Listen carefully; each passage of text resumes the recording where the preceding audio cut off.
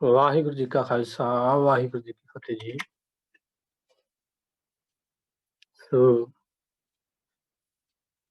ਅੱਜ ਦੇ ਸ਼ਖਸੀਅਤ ਉਸਾਰੀ ਕੈਂਪ ਦੇ 156ਵੇਂ ਦਿਨ ਰੋਜ਼ਾਨਾ ਦੀ ਤਰ੍ਹਾਂ ਜਿੰਨੇ ਵੀ ਸਰੀਰ ਹਾਜ਼ਰੀਆਂ ਭਰਦੇ ਹਨ, ਸਭ ਦਾ ਸਵਾਗਤ ਹੈ ਜੀ। ਆਓ ਸਮੁੱਚੇ ਤੌਰ ਤੇ ਫਤਿਹ ਦੀ ਸਾਂਝ ਪਾਈਏ ਜੀ। ਵਾਹਿਗੁਰੂ ਜੀ ਕਾ ਖਾਲਸਾ ਵਾਹਿਗੁਰੂ ਜੀ ਕੀ ਫਤਿਹ। ਸੋ ਜਿਸ ਤਰ੍ਹਾਂ ਹਰ ਰੋਜ਼ ਕੈਂਪ ਦੀ ਆਰੰਭਤਾ ਜਿਹੜੀ ਆ ਉਹ ਸਿਮਰਨ ਦੇ ਨਾਲ, ਗੁਰਮੰਤਰ ਤੇ ਮੂਲ ਮੰਤਰ ਦੇ ਨਾਲ ਕੀਤੀ ਜਾਂਦੀ ਹੈ। ਸੋ ਜਾਪ ਦੀ ਸੇਵਾ ਜਿਹੜੀ ਹੈ ਉਹ ਅੱਜ ਸੁਖਮਨਪ੍ਰੀਤ ਕੌਰ ਅਤੇ ਸਿਮਰਨਪ੍ਰੀਤ ਕੌਰ ਈਪੀ ਨੰਬਰ 9602 ਗੁਰਦਾਸਪੁਰ ਤੋਂ ਇਹ ਆਰੰਭ ਕਰਨਗੇ ਜੀ। ਸੋ ਬੱਚਿਆਂ ਨੂੰ ਬੇਨਤੀ ਹੈ ਜੀ, ਜਾਪ ਦੀ ਸੇਵਾ ਜਿਹੜੀ ਆ ਉਹ ਆਰੰਭ ਕਰਨ ਜੀ। ਵਾਹਿਗੁਰੂ ਜੀ ਕਾ ਖਾਲਸਾ ਵਾਹਿਗੁਰੂ ਜੀ ਕੀ ਫਤਿਹ। ਇੱਕ ਓੰਕਾਰ ਸਤਨਾਮ ਕਰਤਾ ਪੁਰਖ ਨਿਰਭਉ ਨਿਰਵੈਰ ਅਕਾਲ ਮੂਰਤ ਅਜੂਨੀ ਸੈਭੰ ਗੁਰ ਪ੍ਰਸਾਦ। ਇੱਕ ਓੰਕਾਰ ਸਤਨਾਮ ਕਰਤਾ ਪੁਰਖ ਨਿਰਭਉ ਨਿਰਵੈਰ ਅਕਾਲ ਮੂਰਤ ਅਜੂਨੀ ਸੈਭੰ ਗੁਰ ਪ੍ਰਸਾਦ। ਇੱਕ ਓੰਕਾਰ ਸਤਨਾਮ ਕਰਤਾ ਪੁਰਖ ਨਿਰਭਉ ਨਿਰਵੈਰ ਅਕਾਲ ਮੂਰਤ ਅਜੂਨੀ ਸੈਭੰ ਗੁਰ ਪ੍ਰਸਾਦ। ਇੱਕ ਓੰਕਾਰ ਸਤਨਾਮ ਕਰਤਾ ਪੁਰਖ ਨਿਰਭਉ ਨਿਰਵੈਰ ਅਕਾਲ ਮੂਰਤ ਅਜੂਨੀ ਸੈਭੰ ਗੁਰ ਪ੍ਰਸਾਦ। ਇੱਕ ਓੰਕਾਰ ਸਤਨਾਮ ਕਰਤਾ ਪੁਰਖ ਨਿਰਭਉ ਨਿਰਵੈਰ ਅਕਾਲ ਮੂਰਤ ਅਜੂਨੀ ਸੈਭੰ ਗੁਰ ਪ੍ਰਸਾਦ। ਵਾਹਿਗੁਰੂ ਵਾਹਿਗੁਰੂ ਵਾਹਿਗੁਰੂ ਵਾਹਿਗੁਰੂ ਵਾਹਿਗੁਰੂ। ਵਾਹਿਗੁਰੂ ਜੀ ਕਾ ਖਾਲਸਾ ਵਾਹਿਗੁਰੂ ਜੀ ਕੀ ਫਤਿਹ। ਸੋ ਬਹੁਤ ਬਹੁਤ ਧੰਨਵਾਦ ਇਹਨਾਂ ਬੱਚੀਆਂ ਦਾ ਜੋ ਬਹੁਤ ਹੀ ਪਿਆਰ ਦੇ ਨਾਲ ਗੁਰਮੰਤਰ ਤੇ ਮੂਲ ਮੰਤਰ ਦੇ ਨਾਲ ਜੋੜਨਾ ਕੀਤਾ ਹੈ ਜੀ। ਸੋ ਅੱਗੇ ਕੀਰਤਨ ਦੀ ਸੇਵਾ ਜੋ ਹੈ ਗੁਰਪਾਰਸ ਸਿੰਘ ਮਹਾਲੀ ਤੋਂ ਸਤਿਗੁਰਾਂ ਦਾ ਬਚਨ ਹੈ, ਜਾਗਣਾ ਜਾਗਣ ਨੀਕਾ ਹਰ ਕੀਰਤਨ ਮਹਿ ਜਾਗਣਾ। ਸੋ ਜੋ ਕੀਰਤਨ ਦੀ ਸੇਵਾ ਹੈ ਉਹ ਗੁਰਪਾਸ ਸਿੰਘ ਮਹਾਲੀ ਤੋਂ ਉਹ ਬੀਜੀ ਕਰਨਗੇ ਜੀ। ਹਾਂਜੀ ਬੱਚੇ, ਆਪ ਜੀ ਆਰੰਭ ਕਰੋ ਜੀ ਫਤਿਹ ਬੁਲਾ ਕੇ ਜੀ। ਹਾਂਜੀ ਬੱਚੇ, ਵਾਹਿਗੁਰੂ ਜੀ ਕਾ ਖਾਲਸਾ ਵਾਹਿਗੁਰੂ ਜੀ ਕੀ ਫਤਿਹ।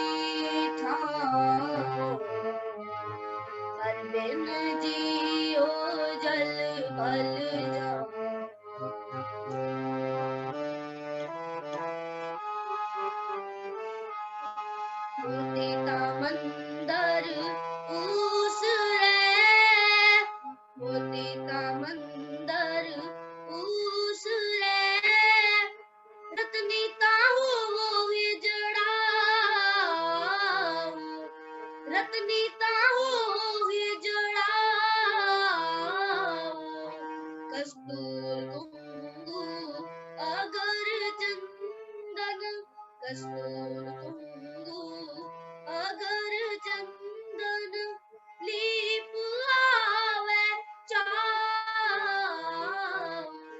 लीप आवे चाव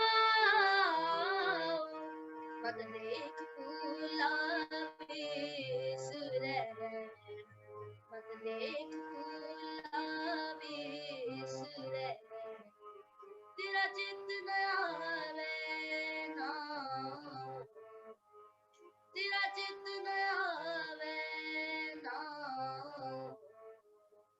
हरमिन जियो जल बल जाओ हरमिन जियो जल बल जाओ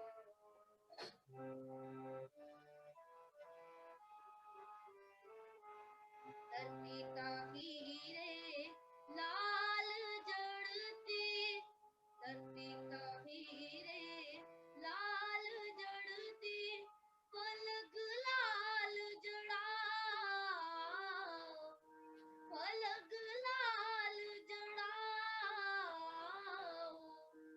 मोड़ी मुख मणि सोहे मणि मुख मणि सोहे करे रंग पसाओ मत देख फूला वेस रे मत देख फूला वेस रे तेरा चित न आवे ना तेरा चित न आवे ना हरमिन जियो जल बल जाओ हरमिन जियो जल बल जाओ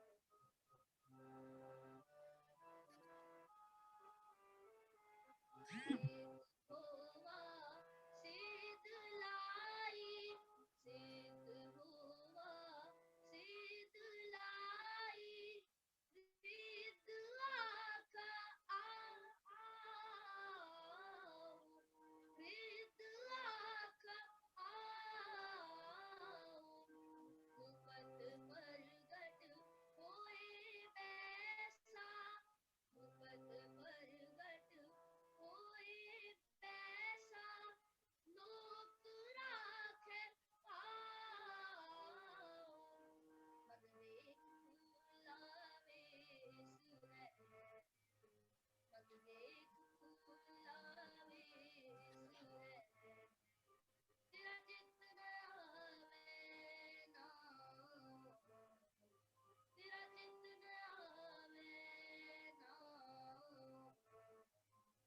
हरमिन जियो जल बल जाओ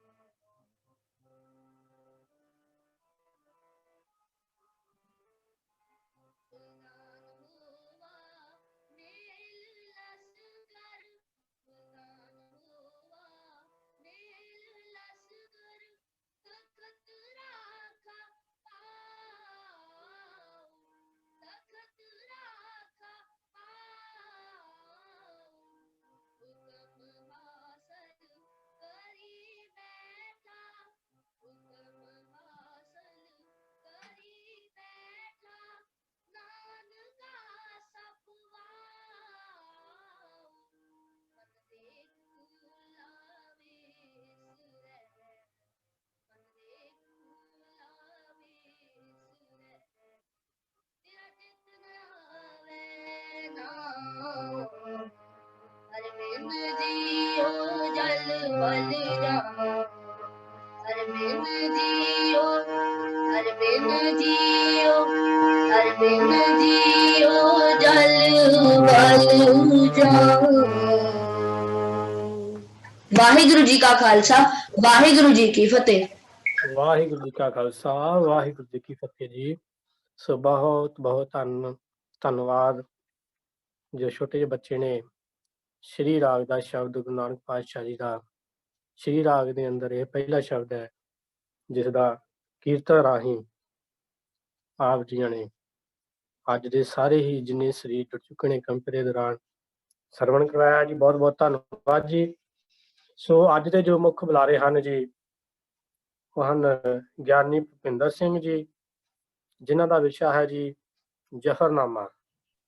ਸੋ ਜਿੰਨੇ ਵੀ ਵਿਦਿਆਰਥੀ ਕੈਂਪ ਦੌਰਾਨ ਜੁੜੇ ਹਨ, ਅੱਜ ਦਾ ਵਿਸ਼ਾ ਜਿਹੜਾ ਹੈ ਬਹੁਤ ਹੀ ਅਹਿਮ ਹੈ ਜੀ। ਤੇ ਵੀਰ ਜੀ ਬਹੁਤ ਜਿਹੜੇ ਵਿਦਵਾਨ ਨੇਗੇ ਤੇ ਬਹੁਤ ਹੀ ਸੁਚੱਜੇ ਢੰਗ ਦੇ ਨਾਲ ਸਾਨੂੰ ਸਾਰਿਆਂ ਨੂੰ ਸਮਝਾਉਣਗੇ। ਸੋ ਐਜੂਕੇਟ ਪੰਜਾਬ ਪ੍ਰੋਜੈਕਟ ਵਿਸ਼ੇਸ਼ ਤੌਰ ਤੇ ਭਾਈ ਜਸਵਿੰਦਰ ਸਿੰਘ ਜੀ ਖਾਲਸਾ ਯੂਕੇ ਵਾਲਿਆਂ ਨੂੰ ਸਾਰਿਆਂ ਵੱਲੋਂ ਆਪ ਜੀਆਂ ਦਾ ਕੈਂਪ ਦੇ ਵਿੱਚ ਸਵਾਗਤ ਹੈ ਵੀਰ ਜੀ। ਸੋ ਆਪ ਜੀਆਂ ਦਾ ਸਮਾਂ ਆਰੰਭ ਹੈ ਜੀ। ਆਪ ਜੀ ਆਪਣਾ ਵਿਸ਼ਾ ਜਿਹੜਾ ਹੈ ਆਰੰਭ ਕਰੋ ਜੀ। ਵਾਹਿਗੁਰੂ ਜੀ ਕਾ ਖਾਲਸਾ, ਵਾਹਿਗੁਰੂ ਜੀ ਕੀ ਫਤਿਹ। ਵਾਹਿਗੁਰੂ ਜੀ ਕਾ ਖਾਲਸਾ, ਵਾਹਿਗੁਰੂ ਜੀ ਕੀ ਫਤਿਹ। ਵਾਹਿਗੁਰੂ ਜੀ ਕੀ ਫਤਿਹ ਜੀ। ਆਵਾਜ਼ ਆ ਰਹੀ ਹੈ ਜੀ? ਦੱਸ ਦੇ, ਆਵਾਜ਼ ਆ ਰਹੀ ਸਾਰਿਆਂ ਨੂੰ? ਹਾਂਜੀ ਵੀਰ ਜੀ ਆ ਰਹੀ ਜੀ। ਠੀਕ ਹੈ ਜੀ। ਇਹ ਬਹੁਤ ਵੱਡਾ ਉਪਰਾਲਾ ਹੈ ਗੁਰੂ ਨਾਨਕ ਮਲਟੀਵਰਸਿਟੀ ਐਜੂਕੇਸ਼ਨ ਪੰਜਾਬ ਪ੍ਰੋਜੈਕਟ। ਭਾਈ ਸਾਹਿਬ ਭਾਈ ਜਸਵਿੰਦਰ ਸਿੰਘ ਜੀ और गुरु के प्यारे भाई साहब भाई दलजीत सिंह जी समूह पतवंते सज्जनों वालों गुरु नानक महाराज तो जो प्रेरणा मिली है कि सिख हैल्पिंग सिख, सिख की सहायता सिख ही करता है खालसा जी। मैं बहुता विस्तार विच ना जावां। मेरा अज का विषय है जफरनामा, जो गुरमुख सज्जनों वालों ਇਹ ਹੁਕਮ ਆਇਆ ਸੀ ਕਿ ਬੱਚਿਆਂ ਲਈ, ਸਮੂਹ ਵਿਦਿਆਰਥੀਆਂ ਲਈ ਜਾਂ ਕੋਈ ਪਤਵੰਤੇ ਸੱਜਣ ਵੀ ਹਨ, ਗੁਰਮੁਖ ਪਿਆਰੇ ਹਨ, ਉਹਨਾਂ ਨੂੰ ਜ਼ਫਰਨਾਮੇ ਦੀ ਬਾਣੀ, ਜੋ ਗੁਰੂ ਗੋਬਿੰਦ ਸਿੰਘ ਮਹਾਰਾਜ ਦੀ ਬਾਣੀ ਹੈ, ਇਸ ਬਾਰੇ ਕੁਝ ਅਸੀਂ ਮਿਲ ਕੇ ਸਾਂਝ ਪਾ ਸਕੀਏ। ਕਿਉਂਕਿ ਖਾਲਸਾ ਜੀਓ, ਬੱਚਿਓ, ਵਿਸ਼ਾ ਬਹੁਤ ਲੰਬੇਰਾ ਹੈ, ਬਾਣੀ ਬਹੁਤ ਅਹਿਮੀਅਤ ਵਾਲੀ ਹੈ। ਕੋਈ ਵੀ ਬਾਣੀ ਹੈ, ਜਪਜੀ ਸਾਹਿਬ, ਜਾਪ ਸਾਹਿਬ, ਸਵਈਏ, ਚੌਪਈ ਸਾਹਿਬ, ਆਨੰਦ ਸਾਹਿਬ, ਸੁਖਮਨੀ ਸਾਹਿਬ, ਆਸਾ ਦੀ ਵਾਰ, ਦਖਣੀ ਓਂਕਾਰ, ਸਿੱਧ ਗੋਸ਼ਟ, ਜਾਂ ਇਸੇ ਤਰ੍ਹਾਂ ਗੁਰੂ ਗੋਬਿੰਦ ਸਿੰਘ ਦੀ ਕੋਈ ਵੀ ਬਾਣੀ ਹੈ, ਉਸ ਬਾਰੇ ਕੋਈ ਵੀ ਜੀਵ ਪੂਰੀ ਤਰ੍ਹਾਂ ਨਹੀਂ ਜਾਣ ਸਕਦਾ। ਜਿਤਨੀ ਬੁੱਧੀ ਪਰਮਾਤਮਾ ਸਭ ਨੂੰ ਦੇ ਰਿਹਾ ਹੈ, ਤੇ ਉਤਨੀ ਬੁੱਧੀ ਅਨੁਸਾਰ ਹਰ ਜੀਵ ਰੱਬ ਤੋਂ ਗਿਆਨ ਪ੍ਰਾਪਤ ਕਰ ਰਿਹਾ। ਜਿਸ ਤਰ੍ਹਾਂ ਕੁਝ ਗਿਆਨ ਮਿਲਿਆ, ਕੋਈ ਜਾਣਕਾਰੀ ਮਿਲੀ, ਉਹ ਅੱਜ ਦਾਸ ਸਾਰਿਆਂ ਨਾਲ ਸਾਂਝੀ ਕਰ ਰਿਹਾ ਹੈ। ਤੇ ਸਭ ਤੋਂ ਪਹਿਲਾਂ ਸਮੂਹ ਬੱਚਿਆਂ ਦਾ, ਜਿਹੜੇ ਇੱਥੇ ਬੈਠ ਕੇ, ਆਪਣੇ ਘਰਾਂ ਵਿੱਚ ਬੈਠ ਕੇ ਮੀਡੀਆ ਰਾਹੀਂ ਇਹ ਸਰਵਣ ਕਰ ਰਹੇ ਹਨ। ਜ਼ਫਰਨਾਮਾ ਕੀ ਹੈ? ਸਭ ਤੋਂ ਪਹਿਲਾਂ ਮੈਂ ਸੁਖੈਨ ਭਾਸ਼ਾ ਵਿੱਚ, ਸੌਖੀ ਭਾਸ਼ਾ ਵਿੱਚ ਦੱਸਾਂਗਾ, ਕਿ ਬਹੁਤੇ ਬੱਚਿਆਂ ਨੇ ਕਿਉਂਕਿ ਸਰਵਣ ਕਰਨਾ ਹੈ। ਪਹਿਲਾਂ ਦੋ ਬੱਚੀਆਂ ਨੇ ਗੁਰਮੂਲ ਮੰਤਰ ਦਾ ਤੇ ਵਾਹਿਗੁਰੂ ਮੰਤਰ ਦਾ ਜਾਪ ਕੀਤਾ। ਉਪਰੰਤ ਇੱਕ ਬੱਚੇ ਨੇ ਗੁਰਬਾਣੀ ਦਾ ਕੀਰਤਨ ਕੀਤਾ। ਸ੍ਰੀ ਰਾਗ ਵਿੱਚ ਗੁਰੂ ਨਾਨਕ ਮਹਾਰਾਜ ਦਾ ਸ਼ਬਦ ਹੈ, ਹਰ ਬਿਨ ਜੀਓ ਜਲ ਬਲ ਜਾਓ, ਇਸ ਸ਼ਬਦ ਦਾ ਜਾਪ ਕੀਤਾ। ਜ਼ਫਰਨਾਮਾ ਕੀ ਹੈ? ਜ਼ਫਰਨਾਮਾ ਗੁਰੂ ਗੋਬਿੰਦ ਸਿੰਘ ਜੀ ਦੀ ਬਾਣੀ ਹੈ, ਜੋ ਗੁਰੂ ਗੋਬਿੰਦ ਸਿੰਘ ਜੀ ਨੇ ਕਾਂਗੜ ਦੇ ਇਲਾਕੇ ਤੋਂ ਔਰੰਗਜ਼ੇਬ ਨੂੰ ਲਿਖੀ। ਹੁਣ ਨਾਮ ਇਹਦਾ ਜ਼ਫਰਨਾਮਾ ਹੈ। ਇੱਕ ਜਿਹੜੀ ਇੱਥੇ ਬੈਕਗਰਾਉਂਡ ਹੈ ਨਾ, ਸਾਰੀ ਬੈਕਗਰਾਉਂਡ, ਉਹ ਕਿੱਥੋਂ ਸ਼ੁਰੂ ਹੁੰਦੀ ਹੈ? ਗੁਰੂ ਨਾਨਕ ਦੇਵ ਜੀ ਤੋਂ। ਮੈਂ ਆਪਣੀ ਗੱਲ ਸ਼ੁਰੂ ਕਰਾਂਗਾ ਗੁਰੂ ਨਾਨਕ ਦੇਵ ਜੀ ਤੋਂ। ਗੁਰੂ ਨਾਨਕ ਨੇ ਸਮੇਂ ਦੀ ਹਕੂਮਤ ਨੂੰ ਵੰਗਾਰਿਆ। ਬਾਬਰ ਨੂੰ ਜਾਬਰ ਕਹਿਣ ਵਾਲੇ ਗੁਰੂ ਨਾਨਕ ਦੇਵ ਜੀ ਸਨ। ਕਿਸੇ ਵੱਡੇ ਨਵਾਬ ਨੂੰ ਉਹਦੇ ਮੁਖ ਤੇ ਇਹ ਕਹਿਣਾ ਕਿ ਤੁਸੀਂ ਜ਼ੁਲਮ ਕਰ ਰਹੇ ਹੋ, ਜਾਂ ਕਿਸ ਸੱਚ ਦੀ ਆਵਾਜ਼ ਨੂੰ ਬੁਲੰਦ ਕਰਨਾ, ਉਹ ਕਿਹਨੇ ਕੀਤਾ? ਗੁਰੂ ਨਾਨਕ ਦੇਵ ਜੀ ਨੇ। ਗੁਰੂ ਨਾਨਕ ਦੇਵ ਜੀ ਦਾ ਇੱਕ ਸ਼ਬਦ ਆਉਂਦਾ ਹੈ, ਸੱਚ ਸੁਣਾਈ ਸੀ ਸੱਚ ਕੀ ਬੇਲਾ। ਗੁਰੂ ਨਾਨਕ ਦੇਵ ਜੀ ਨੇ ਸੱਚ ਸੁਣਾਇਆ, ਉਦੋਂ ਸੁਣਾਇਆ ਜਦੋਂ ਸੱਚ ਦਾ ਸਮਾਂ ਆ ਗਿਆ ਸੀ। ਸੱਚ ਸੁਣਾਈ ਸੀ ਸੱਚ ਕੀ ਬੇਲਾ। ਬੇਲਾ ਕਹਿੰਦੇ ਸਮਾਂ। ਬਾਬਰ ਨੂੰ ਹੁਣ ਰਾਜ ਕਿੱਥੋਂ ਮਿਲਿਆ? ਜੇ ਇਹਦਾ ਇਤਿਹਾਸ ਬੈਕਗ੍ਰਾਉਂਡ ਦੇਖੀਏ, ਬਾਬਰ ਨੂੰ ਰਾਜ ਮਿਲਿਆ ਗੁਰੂ ਨਾਨਕ ਦੇਵ ਜੀ ਤੋਂ।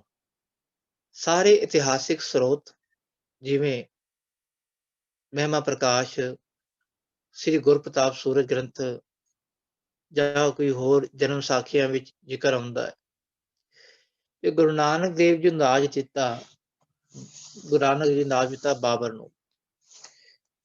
ਤੇ ਉਹ ਰਾਜ ਦੇਣ ਵੇਲੇ ਜ਼ਿਕਰ ਕੀਤਾ ਸੀ ਕਿ ਬਾਬਰ, ਜਦ ਤੱਕ ਤੁਹਾਡੀ ਕੁਲ ਵਿੱਚ ਨਿਆਂ ਰਵੇਗਾ, ਅਦਲੀ ਹੋਵੇਗੀ, ਅਦਲ ਕਹਿੰਦੇ ਨਿਆਂ, ਉਦ ਤੱਕ ਤੁਹਾਡੀ ਕੁਲ ਵਿੱਚ ਰਾਜ ਰਵੇਗਾ। ਜਦੋਂ ਤੁਹਾਡੀ ਕੁਲ ਵਿੱਚ ਅਨਿਆਂ ਹੋਣਾ ਸ਼ੁਰੂ ਹੋ ਜਾਏਗਾ, ਉਦੋਂ ਤੁਹਾਡੀ ਕੁਲ ਵਿੱਚੋਂ ਰਾਜ ਖਤਮ ਹੋ ਜਾਏਗਾ।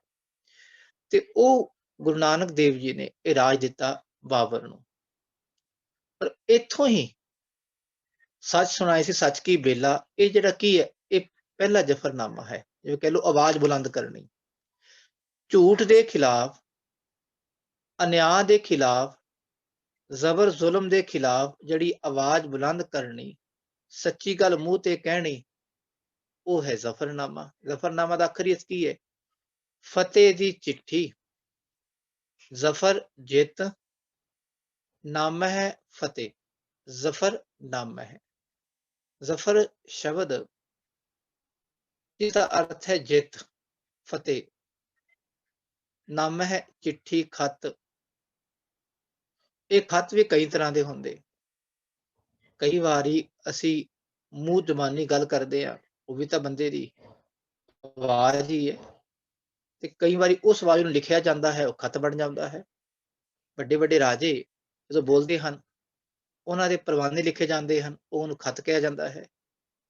ਇਸ ਤਰ੍ਹਾਂ ਇਹ ਜ਼ਫਰਨਾਮਾ, ਇਹਦਾ ਆਖਰੀ ਅਰਥ ਹੈ ਜਿੱਤ ਦੀ ਚਿੱਠੀ। ਤੇ ਇਹਦੀ ਸ਼ੁਰੂਆਤ ਜਿਹੜੀ ਕਹਿ ਲਓ ਸਾਰੀ ਇਹਦੀ ਪਿਛਲੀ ਪਿਛੋਕੜ, ਬੈਕਗਰਾਉਂਡ ਸ਼ੁਰੂ ਹੋਈ ਗੁਰੂ ਨਾਨਕ ਦੇਵ ਜੀ ਤੋਂ। ਫਿਰ ਗੁਰੂ ਅੰਗਦ ਦੇਵ ਜੀ, ਗੁਰੂ ਅੰਗਦ ਦੇਵ ਜੀ ਕੋਲ ਹਮਾਯੂ ਆਇਆ ਤੇ ਗੁਰੂ ਮਹਾਰਾਜ ਨੇ ਹਮਾਯੂ ਨੂੰ ਉਹਦੇ ਮੁਖ ਤੇ ਜਿਹੜਾ ਉਹ ਅਨਿਆਂ ਕਰਨ ਵਾਸਤੇ ਆਇਆ ਸੀ, ਅਨਿਆਂ ਆਂਦਾ ਹੈ ਜ਼ਿਕਰ ਬਾਣੀ ਵਿੱਚ, ਇਤਿਹਾਸ ਵਿੱਚ, ਕਿ ਜਦੋਂ ਹਮਾਯੂ ਸ਼ੇਰ ਸ਼ਾਹ ਸੂਰੀ ਤੋਂ ਹਾਰ ਕੇ ਆਇਆ, ਖਡੂਰ ਸਾਹਿਬ ਗੁਰੂ ਅੰਗਦ ਦੇਵ ਜੀ ਬੈਠੇ ਸਨ, ਬੱਚੇ ਪੜ੍ਹਾ ਰਹੇ ਸਨ, ਤੇ ਉੱਥੇ ਉਹਨੇ ਸੋਚਿਆ ਵੀ ਇਹ ਫਕੀਰ ਮੇਰੇ ਸਾਹਮਣੇ ਉੱਠੇ ਨਹੀਂ, ਮੈਂ ਵੱਡਾ ਬਾਦਸ਼ਾਹ। ਤੇ ਜਦੋਂ ਤਲਵਾਰ ਕੱਢ ਕੇ ਗੁਰੂ ਸਾਹਿਬ ਦੇ ਸੀਸ ਤੇ ਚਲਾਉਣ ਲੱਗਾ, ਤੇ ਉਦੋਂ ਗੁਰੂ ਮਹਾਰਾਜ ਜੀ ਨੇ ਆਖਿਆ, ਤੇਰੀ ਉੱਥੇ ਤਾਂ ਆਵਾਜ਼ ਤਲਵਾਰ ਨਿਕਲੀ ਨਹੀਂ, ਇੱਥੇ ਫਕੀਰਾਂ ਦੀ ਤਲਵਾਰ ਕੱਢਦਾ ਹੈ। ਜਿਹੜਾ ਕਿਸੇ ਬਾਦਸ਼ਾਹ ਨੂੰ ਇਹ ਮੁਖ ਤੇ ਕਹਿਣਾ, ਇਹ ਕੀ ਸੀ? ਜ਼ਫਰਨਾਮਾ ਸੀ। ਇਹ ਸਾਰੀ ਬੈਕਗ੍ਰਾਉਂਡ ਹੈ। ਇਸੇ ਤਰ੍ਹਾਂ ਗੁਰੂ ਅਮਰਦਾਸ ਮਹਾਰਾਜ ਕੋਲ ਅਕਬਰ ਬਾਦਸ਼ਾਹ ਆਇਆ, ਫਿਰ ਗੁਰੂ ਰਾਮਦਾਸ ਮਹਾਰਾਜ ਜੀ, ਉਹ ਵੀ ਗੁਰੂ ਅਮਰਦਾਸ ਬਾਦਸ਼ਾਹ ਵੇਲੇ ਸਨ। ਅਕਬਰ ਬਾਦਸ਼ਾਹ ਸੰਸਕਾਰ ਕਰਦਾ ਰਿਹਾ। ਪੰਜਵੇਂ ਪਾਤਸ਼ਾਹ ਨੇ ਆਪਣੀ ਸ਼ਹੀਦੀ ਦੇਤੀ, ਪਰ ਸੱਚ ਦੀ ਆਵਾਜ਼ ਨੂੰ ਬੁਲੰਦ ਰੱਖਿਆ। ਛੇਵੇਂ ਪਾਤਸ਼ਾਹ ਨੇ ਮੀਰੀ ਪੀਰੀ ਦੀਆਂ 2 ਤੇਗਾਂ ਧਾਰਨ ਕੀਤੀਆਂ, ਅਕਾਲ ਤਖਤ ਸਾਹਿਬ ਦੀ ਸਿਰਜਣਾ ਕੀਤੀ, ਜ਼ਬਰ ਜ਼ੁਲਮ ਖਿਲਾਫ 4 ਯੁੱਧ ਕੀਤੇ। ਜਹਾਂਗੀਰ ਤੋਂ ਬਾਅਦ ਜਿਹੜਾ ਬਾਦਸ਼ਾਹ ਬਣਿਆ, ਤੇ ਉਹ ਸ਼ਾਹਜਹਾਂ ਬਾਦਸ਼ਾਹ ਦੇ ਖਿਲਾਫ 4 ਯੁੱਧ ਕੀਤੇ। ਉਹ ਕਿਹਦੇ ਸੀ? ਉਹਨੇ ਜਿਹੜੇ ਜ਼ਬਰ ਜ਼ੁਲਮ ਕਰਦਾ ਸੀ ਉਹਦੇ ਖਿਲਾਫ। ਉਸ ਤੋਂ ਬਾਅਦ ਗੁਰੂ ਹਰਿਰਾਏ ਸਾਹਿਬ, ਗੁਰੂ ਹਰਿਰਾਏ ਸਾਹਿਬ ਨੇ ਭਾਵੇਂ 2200 ਘੋੜਸਵਾਰ ਰੱਖੇ, ਪਰ ਯੁੱਧ ਨਹੀਂ ਕੀਤਾ। ਉਹ ਘੋੜਸਵਾਰ ਰੱਖਣੇ ਕੀ ਸੀ? ਇੱਕ ਅਨਿਆਂ ਦੇ ਵਿਰੁੱਧ ਸੰਘਰਸ਼ ਕਰਨਾ ਸੀ। ਫਿਰ ਗੁਰੂ 8ਵੇਂ ਪਾਤਸ਼ਾਹ, ਭਾਵੇਂ ਗੁਰੂ ਹਰਿਰਾਏ ਸਾਹਿਬ ਜੀ ਨੂੰ ਔਰੰਗਜ਼ੇਬ ਨੇ ਦਿੱਲੀ ਬੁਲਾਇਆ ਸੀ, ਪਰ ਗੁਰੂ ਮਹਾਰਾਜ ਦਾ ਪ੍ਰਣ ਸੀ ਕਿ ਨਹਿ ਮਲੇਸ਼ ਕੋ ਦਰਸ਼ਨ ਦੇਣਾ, ਇਹਨੂੰ ਮਲੇਸ਼ ਨੂੰ ਦਰਸ਼ਨ ਨਹੀਂ ਦੇਣੇ। ਫਿਰ ਇਸੇ ਤਰ੍ਹਾਂ 8ਵੇਂ ਪਾਤਸ਼ਾਹ ਨੇ ਪ੍ਰਣ ਨਿਭਾਇਆ ਕਿ ਮਲੇਸ਼ ਨੂੰ ਦਰਸ਼ਨ ਨਹੀਂ ਦੇਣੇ। ਫਿਰ 9ਵੇਂ ਪਾਤਸ਼ਾਹ ਨੇ ਸ਼ਹੀਦੀ ਦਾ ਜਾਮ ਪੀ ਲਿਆ, ਪਰ ਗੁਰੂ ਸਾਹਿਬ ਨੇ ਦੂਜੇ ਧਰਮ ਦੇ ਜਿਹੜੇ ਧਾਰਮਿਕ ਚਿੰਨ੍ਹ ਸਨ, ਉਹਨਾਂ ਖਿਲਾਫ ਆਪਣੀ ਸ਼ਹੀਦੀ ਦੇ ਦਿੱਤੀ। ਦੂਜੇ ਦੀ ਬਾਂਹ ਫੜੀ, ਪਰ ਕਿਸੇ ਦੀ ਈਨ ਨਾ ਮੰਨੀ। ਜਿਸ ਬਾਰੇ ਗੁਰੂ ਗੋਬਿੰਦ ਸਿੰਘ ਮਹਾਰਾਜ ਆਪ ਬਿਆਨ ਕਰਦੇ, ਸੀਸ ਦਿਆ ਪਰ ਸਿਰ ਨਾ ਦਿਆ, ਸੀਸ ਦਿੱਤਾ ਪਰ ਸਿਰ ਨਾ ਦਿੱਤਾ। ਮੈਂ ਹੁਣ ਜ਼ਫਰਨਾਮੇ ਤੇ ਆਵਾਂ। ਇਹ ਸਾਰੀ ਪਿਛੋਕੜ ਮੈਂ ਸੰਖੇਪ ਜੀ ਦੱਸੀ, ਹੈ ਤਾਂ ਬਹੁਤ ਵੱਡਾ ਇਤਿਹਾਸ, ਫਿਰ ਗੁਰੂ ਗੋਬਿੰਦ ਸਿੰਘ ਜੀ ਨੇ ਖਾਲਸਾ ਸਾਜਨਾ ਕੀਤੀ। ਜ਼ਬਰ ਜ਼ੁਲਮ ਖਿਲਾਫ 14 ਯੁੱਧ ਹੋਏ ਮਹਾਰਾਜ ਦੇ, ਤੇ ਇਹਨਾਂ ਸਾਰਿਆਂ ਦੇ ਕਹਿ ਲਓ ਪਿਛੋਕੜ ਕੀ ਬਣਿਆ ਜ਼ਫਰਨਾਮੇ ਦਾ। ਹੁਣ ਇੱਕਦਮ ਜ਼ਫਰਨਾਮਾ ਤੋਂ ਲਿਖਿਆ ਗਿਆ, ਇਹਦਾ ਪਿਛੋਕੜ ਕੀ ਬਣਿਆ? ਖਾਲਸਾ ਸਾਜਨਾ, ਰਣਜੀਤ ਨਗਾਰਾ ਵਜਾਣਾ, ਯੁੱਧ ਕਰਨੇ, ਅਨੰਦਪੁਰ ਸਾਹਿਬ ਦੀ ਉਹ ਪਾਵਨ ਧਰਤੀ ਜਿਹਨੂੰ ਗੁਰੂ ਤੇਗ ਬਹਾਦਰ ਮਹਾਰਾਜ ਜੀ ਨੇ 19 ਜੂਨ 1665 ਨੂੰ ਮੁੱਲ ਖਰੀਦਿਆ ਸੀ। ਉਸ ਵੇਲੇ ਦੀ 500 ਮੋਹਰਾਂ ਦੇ ਕੇ ਇਹ ਜ਼ਿਕਰ ਆਉਂਦਾ ਹੈ ਸਾਰੇ ਗ੍ਰੰਥਾਂ ਵਿੱਚ, ਖਾਸ ਤੌਰ ਤੇ ਪਟਵਈਆਂ ਵਿੱਚ, ਗੁਰੂ ਕੀ ਸਾਖੀਆਂ ਵਿੱਚ, ਸੂਰ ਪ੍ਰਕਾਸ਼ ਵਿੱਚ, ਹੋਰ ਸਾਰੇ ਗ੍ਰੰਥਾਂ ਵਿੱਚ। ਇਹ ਜਦੋਂ ਧਰਤੀ ਮੁੱਲ ਖਰੀਦੀ ਨਾ, ਮੁੱਲ ਖਰੀਦਣ ਤੋਂ ਬਾਅਦ ਸਾਰਾ ਝਗੜਾ ਇੱਥੋਂ ਸ਼ੁਰੂ ਹੋਇਆ। ਗੁਰੂ ਪਾਤਸ਼ਾਹ ਦਾ ਇੱਥੇ ਪ੍ਰਤਾਪ ਵੱਧਦਾ ਗਿਆ, ਤੇ ਉਸ ਪ੍ਰਤਾਪ ਕਰਕੇ ਗੁਰੂ ਗੋਬਿੰਦ ਸਿੰਘ ਜੀ ਨੇ ਰਣਜੀਤ ਨਗਾਰਾ ਵਜਾਇਆ, 14 ਯੁੱਧ ਕੀਤੇ ਤੇ ਖਾਲਸਾ ਸਾਜਨਾ ਕੀਤੀ। ਤੇ ਇੱਥੇ ਹੀ ਪਹਾੜੀ ਰਾਜੇ ਗੁਰੂ ਮਹਾਰਾਜ ਤੋਂ ਖੈਰ ਖੀ, ਜਾਂ ਤਾਂ ਸਾਡੇ ਅਧੀਨ ਰਹੋ, ਜਾਂ ਸ਼ਿਕਾਰ ਨਾ ਖੇਡੋ, ਰਣਜੀਤ ਨਗਾਰਾ ਨਾ ਵਜਾਓ, ਤੇ ਇਹ ਜਿਹੜਾ ਖਾਲਸਾ ਸਾਜ ਰਹੇ ਤੁਸੀਂ, ਸਾਨੂੰ ਕੁਝ ਐਸੀ ਤੁਸੀਂ ਛੂਟ ਦੇ ਦਿਓ ਵੀ ਅਸੀਂ ਵੀ ਖਾਲਸਾ ਸਾਜੀ। ਸਾਨੂੰ ਕਹਿ ਲਓ ਜਿਵੇਂ ਇਹ ਹੋਰ ਪੱਥਰਾਂ ਦੀ ਪੂਜਾ ਕਰਦੇ ਸਨ, ਬੁੱਤ ਪੂਜ ਆਦਿਕ ਸਨ, ਸਾਨੂੰ ਇਹ ਛੂਟ ਦੇ ਦਿਓ। ਗੁਰੂ ਪਾਤਸ਼ਾਹ ਕਹਿੰਦੇ ਖਾਲਸੇ ਵਿੱਚ ਕੋਈ ਛੂਟ ਨਹੀਂ, ਖਾਲਸਾ ਤੇ ਕਾਲ ਪੁਰਖ ਕੀ ਫੌਜ ਹੈ, ਖਾਲਸਾ ਹੋਵੇ ਖੁਦ ਖੁਦਾ, ਇਹ ਖੁਦਾ ਰੂਪ ਹੈ। ਇਸ ਤਰ੍ਹਾਂ ਮਹਾਰਾਜ ਜੀ ਨੇ ਖਾਲਸਾ ਸਾਜਿਆ, ਪਰ ਇਹਨਾਂ ਨੇ ਜੋ ਆਪਣੇ ਵੱਲੋਂ ਕੋਈ ਛੂਟਾਂ ਮੰਗੀਆਂ, ਪਰ ਗੁਰੂ ਪਾਤਸ਼ਾਹ ਨੇ ਖਾਲਸਾ ਸਾਜਨਾ ਵਿੱਚ ਸਭ ਨੂੰ ਇੱਕ ਰੱਖਿਆ। ਇਹ ਵੀ ਇਹਨਾਂ ਦੀ ਨੀਤੀ ਸੀ ਵੀ ਸਾਨੂੰ ਵੱਖਰਾ ਅੰਮ੍ਰਿਤ ਛਕਾਉਣ, ਜਾਂ ਗੁਰੂ ਗੋਬਿੰਦ ਸਿੰਘ ਸਾਨੂੰ ਇਹਨਾਂ ਨੀਚਾਂ ਤੋਂ ਵੱਖਰੇ ਪਰੇ ਰੱਖਣ। ਇਹ ਨੀਚ ਹਨ, ਅਸੀਂ ਉੱਚੇ ਆ। ਗੁਰੂ ਪਾਤਸ਼ਾਹ ਕਹਿੰਦੇ ਨਹੀਂ, ਇਹ ਬਰਾਬਰ ਹਨ। ਜਿਹੜਾ ਖਾਲਸਾ ਸਾਜਾ ਵੇ ਉਹ ਸਾਰਾ ਚਾਰ ਵਰਣ ਸਾਰੇ ਬਰਾਬਰ ਹੁੰਦੇ, ਖਾਲਸਾ ਇੱਕੋ ਹੀ ਬਣ ਜਾਂਦਾ ਹੈ, ਪਰਮਾਤਮਾ ਦਾ ਪਿਆਰ ਕਰਨ ਵਾਲਾ ਉਹਦਾ ਸਰੂਪ ਬਣ ਜਾਂਦਾ ਹੈ। ਇਸ ਤਰ੍ਹਾਂ ਪਹਾੜੀ ਰਾਜੇ ਗੁਰੂ ਪਾਤਸ਼ਾਹ ਨੂੰ ਆਪਣੀ ਧਰਤੀ ਤੋਂ ਕੱਢਣਾ ਚਾਹੁੰਦੇ ਸਨ। ਇਹ ਗੱਲ ਸ਼ੁਰੂ ਹੋ ਗਈ ਸੀ ਭੰਗਾਣੀ ਦੇ ਯੁੱਧ ਤੋਂ ਪਹਿਲਾਂ ਹੀ। ਸ੍ਰੀ ਗੁਰੂ ਪ੍ਰਤਾਪ ਸੂਰਜ ਗ੍ਰੰਥ ਜਾਂ ਮਹਿਮਾ ਪ੍ਰਕਾਸ਼ ਜਾਂ ਹੋਰ ਗ੍ਰੰਥਾਂ ਵਿੱਚ ਇਹ ਸਾਰਾ ਜ਼ਿਕਰ ਆਉਂਦਾ ਹੈ ਕਿ ਭੰਗਾਣੀ ਤੇ ਯੁੱਧ ਤੋਂ ਪਹਿਲਾਂ ਹੀ ਜਦੋਂ ਇਹਨਾਂ ਪਹਾੜੀ ਰਾਜਿਆਂ ਨੇ ਇਹੀ ਰੱਖਿਆ, ਅੱਗੇ ਪ੍ਰਸਤਾਵ ਰੱਖਿਆ ਵੀ ਤੁਸੀਂ ਇਹ ਜਗ੍ਹਾ ਛੱਡ ਕੇ ਚਲੇ ਜਾਓ, ਇਹ ਸਾਡੀ ਜਗ੍ਹਾ ਹੈ, ਤੇ ਇਹ ਕਾਰਨ ਬਣਿਆ ਇੱਕ ਅਨੰਦਪੁਰ ਸਾਹਿਬ ਦੀ ਸਥਾਪਨਾ। ਫਿਰ ਇੱਥੋਂ ਗੁਰੂ ਪਾਤਸ਼ਾਹ ਨੂੰ ਕੱਢਣਾ ਚਾਹੁੰਦੇ ਸਨ ਵੀ ਮਹਾਰਾਜ ਖਾਲਸਾ ਨਾ ਸਾਜਣ ਜਾਂ ਹੋਰ ਕੰਮ ਨਾ ਕਰਨ, ਜੀਤ ਨਗਾਰਾ ਨਾ ਵਜਾਣ, ਚੰਗੀ ਕਰਤੱਵ ਨਾ ਕਰਨ। ਇਸ ਤਰ੍ਹਾਂ ਖਾਲਸਾ ਜੀ ਅੱਗੇ ਇਹ ਸਾਰਾ ਵੱਧਦਾ ਗਿਆ ਪ੍ਰੋਸੈਸ। ਫਿਰ ਹੋਰ ਕਈ ਯੁੱਧ ਹੋਏ, ਤੇ ਸਾਰੇ ਯੁੱਧਾਂ ਤੋਂ ਬਾਅਦ ਜਦੋਂ 1704 ਈਸਵੀ ਨੂੰ ਲਗਭਗ ਮਈ ਦੇ ਮਹੀਨੇ ਘੇਰਾ ਪਾਇਆ ਗਿਆ ਅਨੰਦਪੁਰ ਸਾਹਿਬ ਨੂੰ, ਤੇ ਉਸ ਘੇਰੇ ਦੌਰਾਨ ਲਗਭਗ ਕਹਿ ਲਓ 7-8 ਮਹੀਨੇ ਗੁਰੂ ਖਾਲਸੇ ਨੂੰ ਬਹੁਤ ਕਰੜਾ ਸਮਾਂ ਸਹਿਣ ਕਰਨਾ ਪਿਆ। ਤੇ ਉਦੋਂ ਵੀ ਕਈ ਗੁਰੂ ਕੇ ਪਿਆਰੇ ਤਤਪਰ ਰਹੇ, ਪਰ ਪਹਾੜੀ ਰਾਜਿਆਂ ਨੇ, ਉਧਰ ਔਰੰਗਜ਼ੇਬ ਦੀ ਫੌਜ, ਬੇਸ਼ੁਮਾਰ ਫੌਜ ਆ ਗਈ ਸੀ। ਜ਼ਫਰਨਾਮੇ ਜ਼ਿਕਰ ਆਉਂਦਾ ਹੈ ਕਿ ਦਹਿਲਖ ਬਰਾਇਦ ਬਰੋ ਬੇਖਬਰ, ਅੱਗੇ ਜ਼ਿਕਰ ਹੈ ਚਮਕੌਰ ਸਾਹਿਬ ਯੁੱਧ ਦਾ, ਪਰ ਉਹ ਸਾਰੀ ਫੌਜ ਪਹਿਲਾਂ ਅਨੰਦਪੁਰ ਸਾਹਿਬ ਆ ਗਈ ਸੀ। ਅਨੰਦਪੁਰ ਸਾਹਿਬ ਸਭ 7 ਮਹੀਨੇ ਘੇਰਾ ਪਾਈ ਰੱਖਿਆ। ਫਿਰ ਇਹਨਾਂ ਨੇ ਝੂਠੀ ਕਸਮਾਂ ਖਾਈਆਂ। ਝੂਠੀ ਕਸਮਾਂ ਇਸ ਤਰ੍ਹਾਂ ਖਾਈਆਂ ਕਿ ਤੁਸੀਂ ਕਿਲਾ ਛੱਡ ਕੇ ਚਲੇ ਜਾਓ, ਸਾਨੂੰ ਗਊ ਦੀ ਸਹੁੰ ਹੈ, ਕੁਰਾਨ ਸ਼ਰੀਫ ਦੀ ਸਹੁੰ ਹੈ, ਤੁਸੀਂ ਕਿਲਾ ਛੱਡ ਕੇ ਚਲੇ ਜਾਓ, ਇੱਕ ਵਾਰ ਸਾਨੂੰ ਕੁਝ ਨਹੀਂ ਆਖਾਂਗੇ। ਗੁਰੂ ਮਹਾਰਾਜ ਜਾਣਦੇ ਸਨ ਕਿ ਇਹ ਝੂਠੇ ਹਨ, ਝੂਠੀਆਂ ਕਸਮਾਂ ਖਾ ਰਹੇ ਹਨ, ਪਰ ਫਿਰ ਵੀ ਮਹਾਰਾਜ ਨੇ ਅਜੇ ਕਿਲਾ ਨਹੀਂ ਛੱਡਿਆ।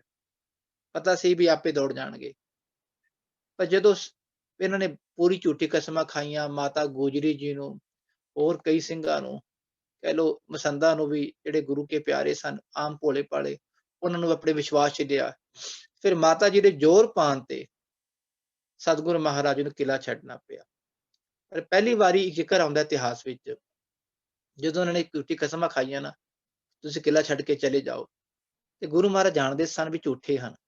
ਤੇ ਉਸ ਵੇਲੇ ਗੁਰੂ ਗੋਬਿੰਦ ਸਿੰਘ ਮਹਾਰਾਜ ਜੀ ਨੇ ਇਹ ਦਰਸਾਉਣ ਲਈ ਸਾਰਿਆਂ ਨੂੰ ਕਿ ਆਪਣੇ ਅਨੰਦਪੁਰ ਸਾਹਿਬ ਦਾ ਜਿਤਨਾ ਕੂੜਾ ਕਰਕਟ ਸੀ, ਭੈੜਾ ਸਮਾਨ ਸੀ, ਉਹ ਸਾਰਾ ਗੱਡਿਆਂ ਤੇ ਲੱਦ ਕੇ ਉੱਤੇ ਕੀਮਤੀ ਦੁਸ਼ਾਲੇ ਪਾਏ। ਜਦੋਂ ਉਹ ਸ਼ਹਿਰ ਤੋਂ ਬਾਹਰ ਕੱਢਿਆ ਤੇ ਇਹਨਾਂ ਨੇ ਉਸੇ ਵੇਲੇ ਹਮਲਾ ਕਰਤਾ।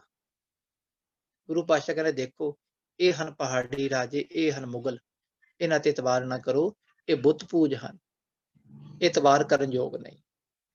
ਫਿਰ ਕੁਝ ਦਿਨਾਂ ਬਾਅਦ ਇਹਨਾਂ ਦੇ ਜਿਹੜੇ ਮੁਖੀ ਸਨ ਉਹਨਾਂ ਨੇ ਆ ਕੇ ਮਾਫੀ ਮੰਗੀ ਦੁਬਾਰਾ, ਤੇ ਗੁਰੂ ਪਾਤਸ਼ਾਹ ਨੂੰ ਫਿਰ ਮਾਤਾ ਗੁਜਰੀ ਜੀ ਨੂੰ ਫਿਰ ਕਿਲਾ ਛੱਡਣ ਲਈ ਕਹਿ ਲਓ ਉਕਸਾਇਆ ਗਿਆ, ਪਰ ਮਹਾਰਾਜ ਛੱਡਣ ਨੂੰ ਤਿਆਰ ਨਹੀਂ ਸਨ। ਪਰ ਖਾਲਸਾ ਜੀ ਉਦੋਂ ਬਹੁਤ ਨੁਕਸਾਨ ਵੀ ਹੋ ਗਿਆ ਸੀ, ਪ੍ਰਸ਼ਾਦੀ ਹਾਥੀ ਵੀ, ਕਈ ਸਿੰਘ ਵੀ ਬਦਾਵਾ ਦੇ ਕੇ ਚਲੇ ਗਏ ਸਨ, ਬਹੁਤ ਨੁਕਸਾਨ ਹੋਇਆ।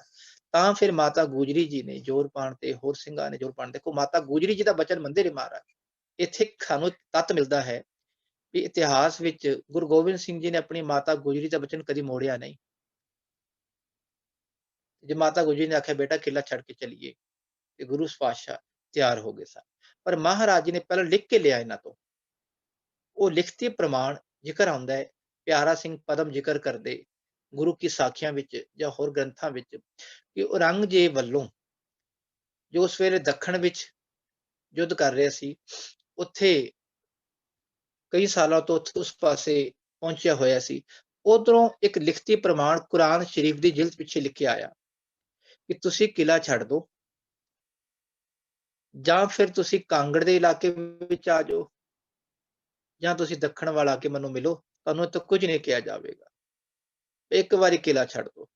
ਤੇ ਗੁਰੂ ਮਹਾਰਾਜ ਜੀ ਨੇ ਉਹਦੀ ਸ਼ਰਤਾਂ ਨੂੰ ਮੰਨਦੇ ਹੋਏ ਉਹਦਾ ਜਿਹਨੂੰ ਕਹਿ ਲਓ ਅਹਿਦਨਾਮਾ, ਇਹਨੂੰ ਅਹਿਦਨਾਮਾ ਮੰਨਿਆ ਇਤਿਹਾਸ ਵਿੱਚ, ਉਹਦਾ ਅਹਿਦਨਾਮਾ ਮਹਾਰਾਜ ਜੀ ਨੇ ਸਾਂਭ ਕੇ ਰੱਖਿਆ।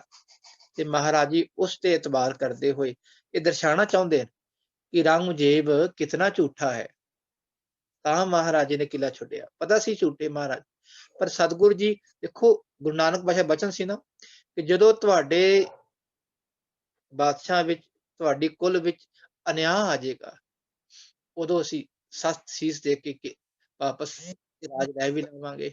ਤੇ ਤਾਂ ਹੀ ਮਹਾਰਾਜ ਅਨਿਆਂ ਸੀ ਨਾ, ਝੂਠ ਬੋਲਣਾ, ਧਰਮ ਦੀ ਸਹੁੰ ਖਾਣੀ, ਕੁਰਾਨ ਸ਼ਰੀਫ ਦੀ ਸਹੁੰ ਖਾਣੀ।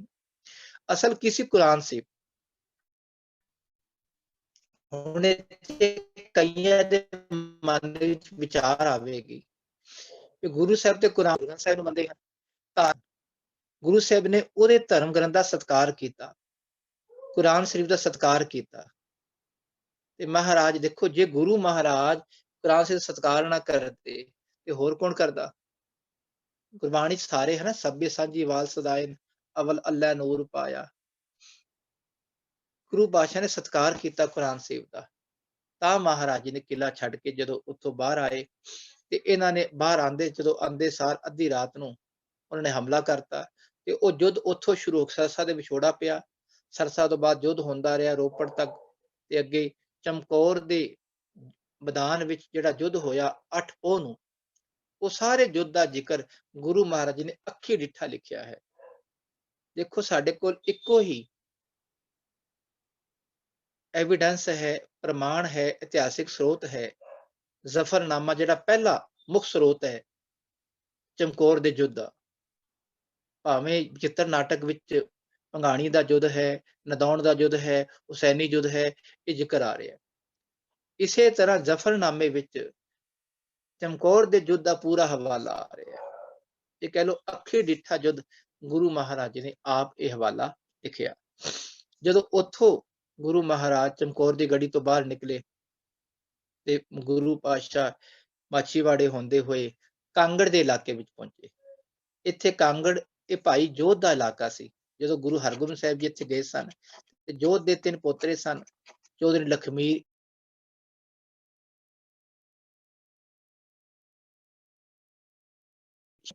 ਯੁੱਧ ਕੀਤਾ। ਇਸ ਯੁੱਧ ਦੌਰਾਨ ਭਾਵ ਯੁੱਧ ਕਿਹੜਾ ਕੀਤਾ, ਜਦੋਂ 6ਵੇਂ ਪਾਤਸ਼ਾਹ ਜੀ ਇਸ ਪਾਸੇ ਰਹੇ ਤੇ ਮਹਾਰਾਜ ਦਾ ਯੁੱਧ ਇਸ ਪਾਸੇ ਹੋਇਆ, ਤੇ ਗੁਰੂ ਗੋਬਿੰਦ ਸਿੰਘ ਮਹਾਰਾਜ ਜੀ ਨੇ ਇੱਥੇ ਆ ਕੇ ਪੜਾਅ ਕੀਤਾ, ਟਿਕਾਣਾ ਕੀਤਾ। ਤੇ ਇੱਥੇ ਹੀ ਇਤਿਹਾਸਿਕ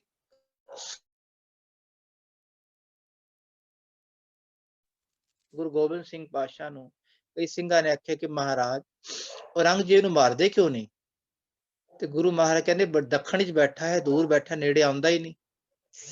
ਤੇ ਗੁਰੂ ਮਹਾਰਾਜ ਜੀ ਨੇ ਫਿਰ ਚਿੱਠੀ ਲਿਖ ਕੇ, ਫਤਿਹ ਦੀ ਚਿੱਠੀ ਲਿਖ ਕੇ ਉਹਨੂੰ ਮਾਰਿਆ। ਹੁਣ ਇੱਥੇ ਜ਼ਿਕਰ ਹੈ, ਇੱਥੋਂ ਹੀ ਜ਼ਫਰਨਾਮਾ ਲਿਖਿਆ, ਜੋ ਵੈਸੇ ਤਾਂ ਪਰੰਪਰਾ ਅਨੁਸਾਰ ਮੰਨਦੇ ਹਨ ਕਿ ਕਿ 1705 ਨੂੰ ਲਿਖਿਆ, ਪਰ ਜੋ ਮੇਰਾ PhD ਦਾ ਵਿਸ਼ਾ ਸੀ ਮੈਂ 1706 ਨੂੰ ਮੰਨਿਆ ਹੈ, ਕਿਉਂਕਿ ਸਾਰੇ ਜਿਹੜੇ ਡਾਕਟਰ ਗੰਡਾ ਸਿੰਘ ਪਟਵਈਆਂ ਅਨੁਸਾਰ ਮੈਂ ਸਾਰਾ ਤੱਤ ਨਿਚੋੜ ਜੋ ਨਿਕਲਿਆ ਉਸ 1706 ਨੂੰ ਇਹ ਜਫਰਨਾਮਾ ਲਿਖਿਆ ਗਿਆ ਕਾਂਗੜ ਦੇ ਇਲਾਕੇ ਤੋਂ।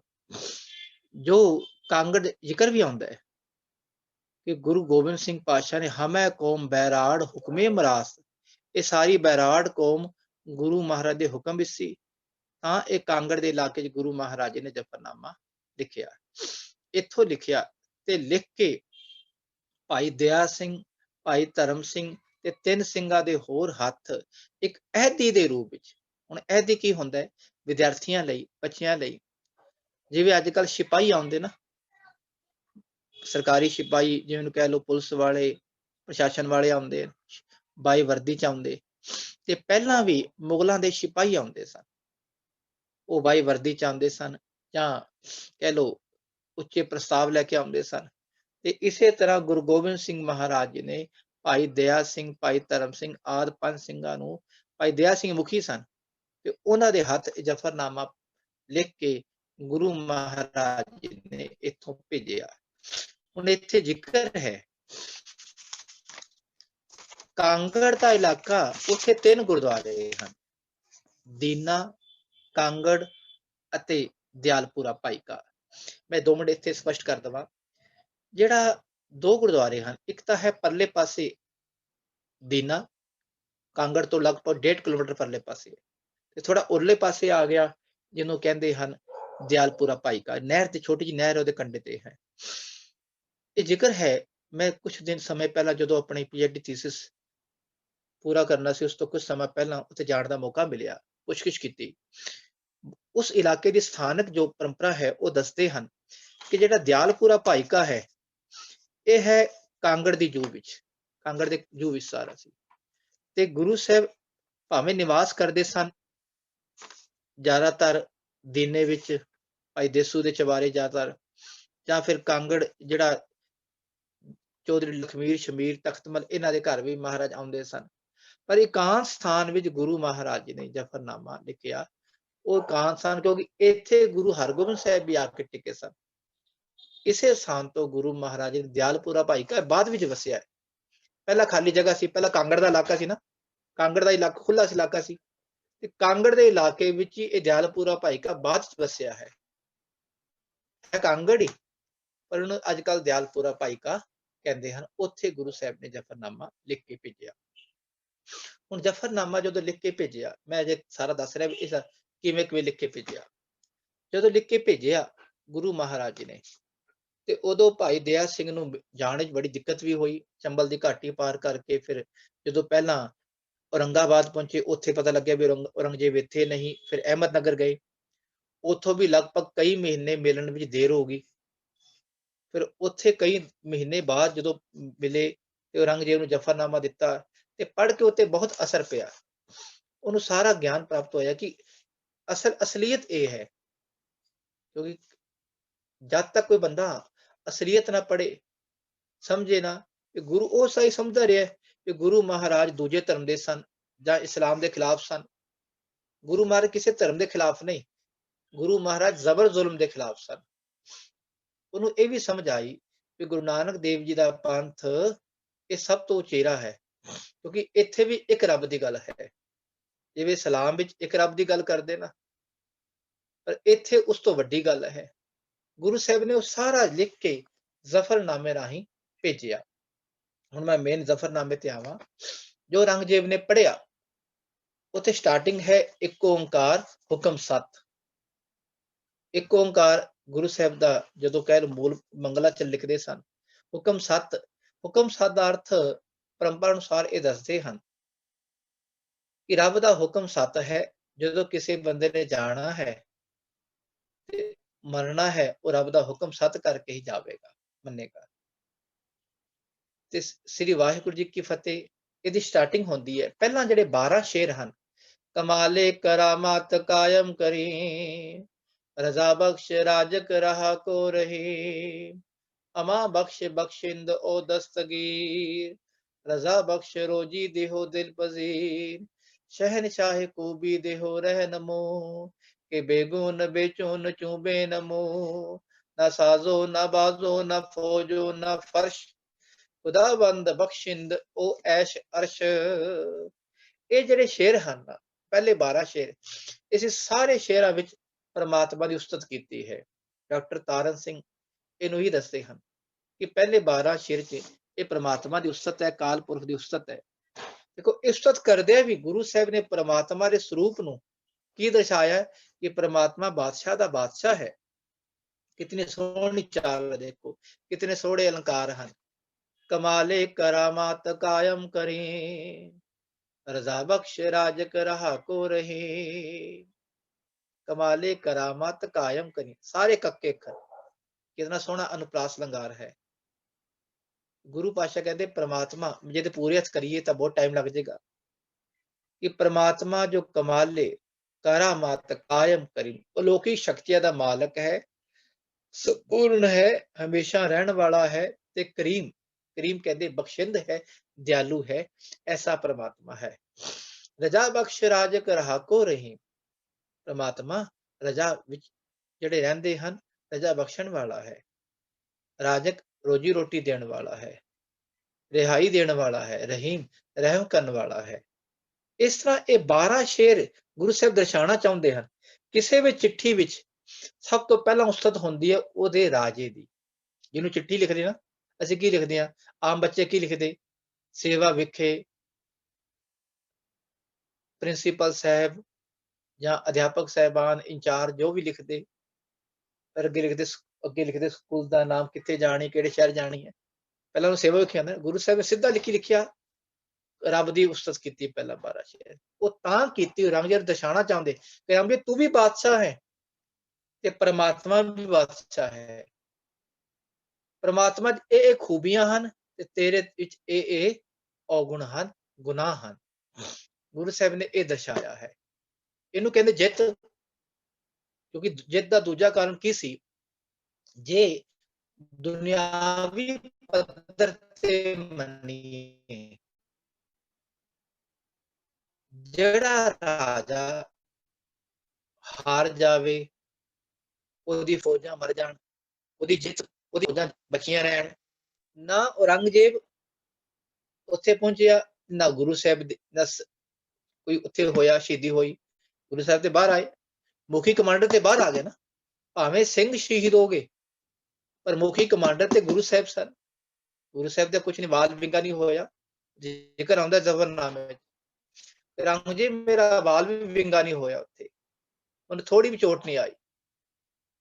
ਇਸ ਕਰਕੇ ਥੋੜੀ ਚੋਟ ਨਹੀਂ ਆਣੀ, ਇਹ ਐਲਾਨ ਕਰਨਾ ਕਿ ਗੁਰੂ ਸਾਹਿਬ ਦੀ ਸਿੱਧੀ ਫਤਿਹ ਦਰਸਾਉਂਦਾ ਹੈ। ਦੂਜੀ ਗੱਲ, ਜੰਗ ਤੋਂ ਬਾਅਦ ਕੋਈ ਖਤ ਉਹ ਲਿਖਦਾ ਹੈ ਜਿਹੜਾ ਜਿੰਦਾ ਰਹਿ ਜਾਵੇ, ਜਿਹੜਾ ਬਚਿਆ ਰਹਿ ਜਾਵੇ, ਜਿਹਦੇ ਚ ਆਵਾਜ਼ ਬੁਲੰਦ ਕਾਇਮ ਕਰਨ ਦੀ, ਆਵਾਜ਼ ਬੁਲੰਦ ਕਰਨ ਦੀ ਸ਼ਕਤੀ ਹੋਵੇ, ਉਹਨੂੰ ਕਹਿੰਦੇ ਉਹਦੀ ਫਤਿਹ ਹੁੰਦੀ ਹੈ ਨਾ। ਤੇ ਗੁਰੂ ਸਾਹਿਬ ਨੇ ਤਾਂ ਹੀ ਜ਼ਫਰਨਾਮਾ ਲਿਖਿਆ, ਜਿੱਤ ਦੀ ਚਿੱਠੀ ਲਿਖੀ। ਔਰੰਗਜ਼ੇਬ ਮੇਰੀ ਜਿੱਤ ਹੋਈ। ਹੁਣ ਜਿੱਤ ਇੱਥੇ ਕੀ ਸੀ? ਇੱਥੇ ਸੀ ਧਾਰਮਿਕ ਸਦਾਚਾਰਿਕ ਕਦਰਾਂ ਕੀਮਤਾਂ ਦੀ ਜਿੱਤ। ਦੁਨਿਆਵੀ ਪੱਧਰ ਤੇ ਜਿੱਤ ਉਹਦੀ ਹੁੰਦੀ ਹੈ ਕਿ ਜਿਹੜਾ ਬੰਦਾ ਕਿਸੇ ਇਲਾਕੇ ਤੇ ਕਬਜ਼ਾ ਕਰ ਲਵੇ, ਫੌਜਾਂ ਨੂੰ, ਦੂਜੀ ਰਾਜੇ ਦੀ ਫੌਜਾਂ ਨੂੰ ਮਾਰ ਦੇਵੇ।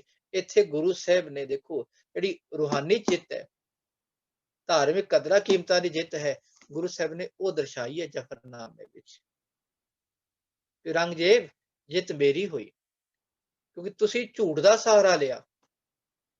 ਉਹ ਝੂਠ ਦਾ ਸਹਾਰਾ ਤੇ ਤੁਸੀਂ ਲਿਆ, ਤੇਰੀ ਫੌਜਾਂ ਨੇ ਲਿਆ, ਪਹਾੜੀ ਰਾਜਿਆਂ ਨੇ ਲਿਆ, ਤੇਰੇ ਪਹਾੜੀ ਰਾਜੇ, ਕਿ ਉਹ ਬੁੱਤ ਪ੍ਰਸਤੰਦ ਮਨ ਬੁੱਤ ਸ਼ਿਕਸਤ। ਇਹ ਜ਼ਿਕਰ ਆਉਂਦਾ ਹੈ ਔਰੰਗਜ਼ੇਬ ਨੂੰ ਜ਼ਿਕਰ ਕਰਦੇ ਗੁਰੂ ਸਾਹਿਬ ਜ਼ਫਰਨਾਮੇ ਚ।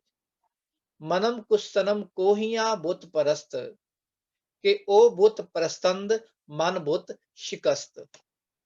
ਕਿ ਜਿਹੜੇ ਉਹ ਪਹਾੜੀ ਰਾਜੇ ਸਨ, ਕੋਹੀਆਂ ਪਹਾੜੀ ਰਾਜੇ, ਮਨਮ ਕੁਸਤਨਮ ਕੋਹੀਆਂ ਬੁੱਤ ਪਰਸਤ, ਉਹ ਬੁੱਤ ਪਸ ਪਹਾੜੀ ਰਾਜਿਆਂ ਨੂੰ ਮੈਂ ਮਾਰਿਆ, ਮੇਰੇ ਨਾਲ ਯੁੱਧ ਕਰਦੇ ਰਹੋ। ਪਰ ਉਹ ਕੌਣ ਸਨ? ਕਿ ਉਹ ਬੁੱਤ ਪ੍ਰਸਤੰਦ, ਉਹ ਬੁੱਤਾਂ ਨੂੰ ਮੰਨਣ ਵਾਲੇ। ਤੇ ਸਾਡਾ ਸਿਧਾਂਤ ਕੀ ਹੈ? ਬੁੱਤ ਸ਼ਿਕਸਤ। ਬੁੱਤ ਸ਼ਿਕਸਤ ਭਾਵ ਬੁੱਤ ਤੋੜਨ ਵਾਲਾ, ਭਾਵ ਬੁੱਤਾਂ ਨੂੰ ਨਹੀਂ ਮੰਨਣ ਵਾਲਾ। ਤੇ ਕੁਰਾਨ ਸ਼ਰੀਫ ਵੀ ਬੁੱਤਾਂ ਨੂੰ ਨਹੀਂ ਮੰਨਦੀ। ਇਸ ਕਰਕੇ ਔਰੰਗਜ਼ੇਬ ਨੂੰ ਦਰਸਾਉਂਦੇ ਹਨ ਕਿ ਔਰੰਗਜ਼ੇਬ ਤੁਸੀਂ ਵੀ ਬੁੱਤਾਂ ਨੂੰ ਨਹੀਂ ਮੰਨਦੇ ਤੇ ਗੁਰੂ ਨਾਨਕ ਮਹਾਰਾਜ ਦਾ ਪੰਥ ਗੁਰਮਤਿ ਵੀ ਬੁੱਤਾਂ ਨੂੰ ਨਹੀਂ ਮੰਨਦਾ। ਅਸੀਂ ਦੋਵੇਂ ਭਾਵੇਂ ਇੱਕੋ ਕੈਟਾਗਰੀ ਦੇ ਹਾਂ, ਭਾਵੇਂ ਗੁਰਮਤਿ ਦਾ ਸਨਾਦ ਉੱਚਾ ਵੀ ਹੈ, ਪਰ ਫਿਰ ਵੀ ਗੁਰੂ ਸਾਹਿਬ ਉਹਨੂੰ ਦਰਸਾਉਣਾ ਚਾਹੁੰਦੇ ਵੀ ਇਸ ਸਨਾਦ ਦਾ ਤੁਸੀਂ ਸਾਥ ਦਿੱਤਾ ਉਹਨਾਂ ਦਾ, ਤੁਸੀਂ ਸਾਥ ਦੇ ਰਹੇ ਸੀ ਬੁੱਤ ਪ੍ਰਸਤਾਂ ਦਾ, ਤੇ ਜਿਹੜੇ ਜਿਹੜੇ ਉਹਨਾਂ ਦੀ ਸ਼੍ਰੇਣੀ ਵਿੱਚ ਆਏ ਮੈਂ ਉਹਨਾਂ ਨਾਲ ਯੁੱਧ ਕੀਤਾ, ਉਹਨਾਂ ਨੂੰ ਮਾਰਿਆ। ਜਿਹੜੇ ਮੇਰੇ ਸਾਹਮਣੇ ਚੜ ਕੇ ਆਏ ਉਹਨਾਂ ਨੂੰ ਯੁੱਧ ਕਰਨਾ ਪਿਆ। ਇਹ ਦਰਸਾਇਆ ਗੁਰੂ ਸਾਹਿਬ ਨੇ, ਤਾਂ ਇਹ ਜਿੱਤ ਹੋਈ ਮਹਾਰਾਜ ਦੀ। ਇਹਨੂੰ ਕਹਿੰਦੇ ਧਾਰਮਿਕ ਕਦਰਾਂ ਕੀਮਤਾਂ ਦੀ ਜਿੱਤ। ਜਫਰਨਾਮਾ ਇਹ ਹੈ, ਫਤਿਹਨਾਮਾ ਇਹ ਹੈ। ਪਹਿਲੇ 12 ਸ਼ੇਰ ਗੁਰੂ ਸਾਹਿਬ ਨੇ ਇਹੀ ਦਰਸਾਏ। ਫਿਰ 12 ਸ਼ੇਰ ਤੋਂ ਬਾਅਦ ਆਉਂਦੀ ਦਾਸਤਾਨ, ਕਹਾਣੀ, ਵਾਰਤਾ, ਜ਼ਿਕਰ। ਉੱਥੇ ਜ਼ਿਕਰ ਕਰਦੇ ਮਰਾ ਐਤਬਾਰੇ ਬਰੀ ਕਸਮ ਨੇ ਕਿ ਇਜ਼ਤ ਗਵਾ ਅਸਤ ਯਜ਼ਨਾ ਯਕੇਸ ਨਾ ਕਤਰਾ ਮਰਾ ਐਤਬਾਰੇ ਬਰੋਸ ਕਿ ਬਖਸ਼ੀ ਵਦੀਵਾ ਹਮੈ ਕਿਜ਼ਬ ਗੋਸ ਕਸੇ ਕੌਲ ਕੁਰਾ ਉਨਦ ਐਤਬਾਰ। ਸਾਰਾ ਜ਼ਿਕਰ ਕੀ ਕਰਦੇ? ਇੱਕੋ ਦਮ ਮਹਾਰਾਜ ਕਹਿੰਦੇ ਮਰਾ ਐਤਬਾਰੇ ਬਰੀ ਕਸਮ ਨੇਸ ਕਿ ਇਜ਼ਤ, ਮਰਾ ਐਤਬਾਰੇ ਮੇਰਾ ਐਤਬਾਰ ਨਹੀਂ, ਮਰਾ ਐਤਬਾਰੇ ਬਰੀ ਕਸਮ ਨੇਸ, ਨੇਸਤ ਨਹੀਂ ਅਸਤ ਨਹੀਂ ਹੈ, ਤੇਰੀ ਝੂਠੀਆਂ ਕਸਮਾਂ ਉੱਤੇ ਮੇਰਾ ਇਤਬਾਰ ਨਹੀਂ ਰਿਹਾ, ਨਹੀਂ ਹੈ ਤੇ ਨਹੀਂ ਰਿਹਾ। ਮਰਾ ਐਤਬਾਰੇ ਬਰੀ ਕਸਮ ਨੇਸ ਕਿ ਇਜ਼ਤ ਗਵਾ ਅਸਤ ਜਜ਼ਦਾ ਯਕੇਸ। ਮੇਰਾ ਜਿਹੜਾ ਭਰੋਸਾ ਹੈ ਇੱਕ ਪਰਮਾਤਮਾ ਤੇ ਹੈ, ਤੇ ਉਹ ਗਵਾਹ ਹੈ ਕਿ ਤੁਸੀਂ ਝੂਠੀ ਕਸਮਾਂ ਖਾਈਆਂ ਸੀ, ਤੁਸੀਂ ਝੂਠ ਦਾ ਸਹਾਰਾ ਲਿਆ ਤੇ ਮੈਂ ਸੱਚ ਦਾ ਸਹਾਰਾ ਲਿਆ। ਸੱਚ ਦੀ ਫਤਿਹ ਹੈ ਇੱਥੇ, ਅਸਲ ਜਿੱਤ ਸੱਚ ਦੀ ਹੁੰਦੀ ਹੈ। ਜਫਰਨਾਮਾ ਜਿਹੜਾ ਇਹਦਾ ਪਿੱਛਾ ਜੇ ਕਹਿ ਲਓ ਦਸਮ ਗ੍ਰੰਥ ਗੁਰੂ ਗੋਬਿੰਦ ਸਿੰਘ ਮਹਾਰਾਜ ਦਾ ਜਿਹੜਾ ਮੁੱਖ ਇੱਕ ਸਵਈਆ ਹੈ, ਦੇਹ ਸ਼ਿਵਾ ਬਰ ਮੋਹਿ ਇਹ ਸ਼ੁਭ ਕਰਮਨ ਤੇ ਕਬਹੂ ਨਾ ਟਰੋ, ਨਾ ਡਰੋ ਅਰ ਸਿਉ ਜਬ ਜਾਏ ਲਰੋ, ਨਿਸ਼ਚੈ ਕਰ ਆਪਣੀ ਜੀਤ ਕਰੋ। ਸ਼ੁਭ ਕਰਮਨ ਤੇ ਕਬੂ ਨਾ ਡਰੋ, ਚੰਗੇ ਕਰਮਾਂ ਤੋਂ ਨਿਸ਼ਚੈ ਕਰ ਆਪਣੀ ਜੀਤ ਕਰੋ। ਇਹ ਧਾਰਮਿਕ ਕਦਰਾਂ ਕੀਮਤਾਂ ਦੀ ਜਿੱਤ ਹੈ, ਅਸਲ ਫਤਿਹ ਹੈ, ਤੇ ਗੁਰੂ ਸਾਹਿਬ ਨੇ ਉਹ ਦਰਸਾਈ ਹੈ। ਤੇ ਇਹੀ ਦਰਸਾਉਂਦੇ ਕਿ ਤੇਰੇ ਸਾਰੇ ਜਿਹੜੇ ਕਿ ਬਖਸ਼ੀ ਵਦੀਵਾ ਹਮੈ ਕਿਜ਼ਬ ਗੋਸ, ਹਮੈ ਕਹਿੰਦੇ ਤਮਾਮ ਤੇਰੇ ਜਿਹੜੇ ਬਖਸ਼ੀ ਵਦੀਵਾ, ਤੇਰੇ ਜਿਹੜੇ ਅਹਿਲਕਾਰ ਸਨ, ਫੌਜੀ ਸਨ, ਸਾਰੇ ਜਿਹੜੇ ਕਮਾਂਡਰ ਸਨ, ਉਹ ਸਾਰੇ ਝੂਠ ਬੋਲਣ ਵਾਲੇ। ਇਹ ਸਾਰਾ ਗੁਰੂ ਸਾਹਿਬ ਨੇ ਦਰਸਾਇਆ। ਫਿਰ ਅੱਗੇ ਚਮਕੌਰ ਸਾਹਿਬ ਦਾ ਯੁੱਧ ਆ ਗਿਆ, ਜਿਸ ਵਿੱਚ ਮੁੱਖ ਇੱਕ ਸ਼ੇਰ ਹੈ ਬਲਾਚਾਰ ਗੀ ਦਰਮਿਆ ਆਮਦਮ ਬਤਦਬੀਰ ਤੀਰੋ ਤੁਫੰਗ ਆਮਦਮ ਚੁਕਾਰ ਅਜ਼ ਹਮੈ ਹੀਲਤੇ ਦਰਗੁਜਸਤ ਹਲਾਲ ਅਸਤ ਬੁਰਦਨ ਬ ਸ਼ਮਸ਼ੇਰ ਦਸਤ। ਗੁਰੂ ਸਾਹਿਬ ਇੱਥੇ ਕੀ ਕਰ ਰਹੇ ਹਨ? ਹੁਣ ਇਹ ਸ਼ੇਰ ਬ ਲਾਚਾਰ ਗੀ ਦਰਮਿਆ ਆਮਦਮ, ਹੁਣ ਇੱਥੇ ਮੈਨੂੰ ਸਟ੍ਰੈਸ ਦੇਣ ਵਾਲੀ ਗੱਲ ਹੈ, ਸੰਪਕਣ ਵਾਲੀ ਗੱਲ ਹੈ ਥੋੜਾ ਜਿਹਾ ਠਰਮਾ ਨਾਲ। ਬ ਲਾਚਾਰ ਗੀ ਦਰਮਿਆ ਆਮਦਮ, ਗੁਰੂ ਸਾਹਿਬ ਕਹਿੰਦੇ ਮੈਂ ਲਾਚਾਰ ਹੋ ਕੇ ਜੰਗ ਦੇ ਮੈਦਾਨ ਵਿੱਚ ਆਇਆ। ਕਿਉਂ ਲਾਚਾਰ ਹੋ ਕੇ? ਕਿਉਂ ਲਾਚਾਰ? ਕਹਿੰਦੇ ਮੈਂ ਤਲਵਾਰ ਉਠਾਉਣਾ ਨਹੀਂ ਚਾਹੁੰਦਾ ਸੀ, ਕਿ ਤਲਵਾਰ ਨਾ ਉਠਾਵਾਂ।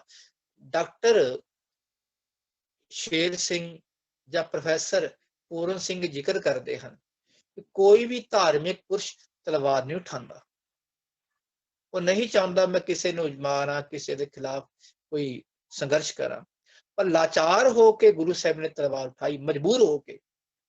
ਤਾਂ ਹੀ ਕਹਿੰਦੇ ਚੌਕਾਰ ਚੋ ਔਂਕੜ ਹੈ, ਚੌਕਾਰ ਅਜ਼ ਹਮੈ ਹੀਲਤੇ ਦਰ ਗੁਜਸਤ ਹਲਾਲ ਅਸਤ ਬੁਰਦਨ ਬ ਸ਼ਮਸ਼ੀਰ ਦਸਤ। ਹੁਣ ਕਈ ਥਾਂ ਤੇ ਪਾਠ ਸ਼ਮਸ਼ੀਰ ਆਂਦਾ ਹੈ, ਕਈ ਥਾਂ ਤੇ ਸ਼ਮਸ਼ੇਰ ਆਂਦਾ ਹੈ। ਠੀਕ ਹੈ, ਅਰਥ ਕੀ ਹੈ? ਤਲਵਾਰ, ਸ਼੍ਰੀ ਸਾਹਿਬ।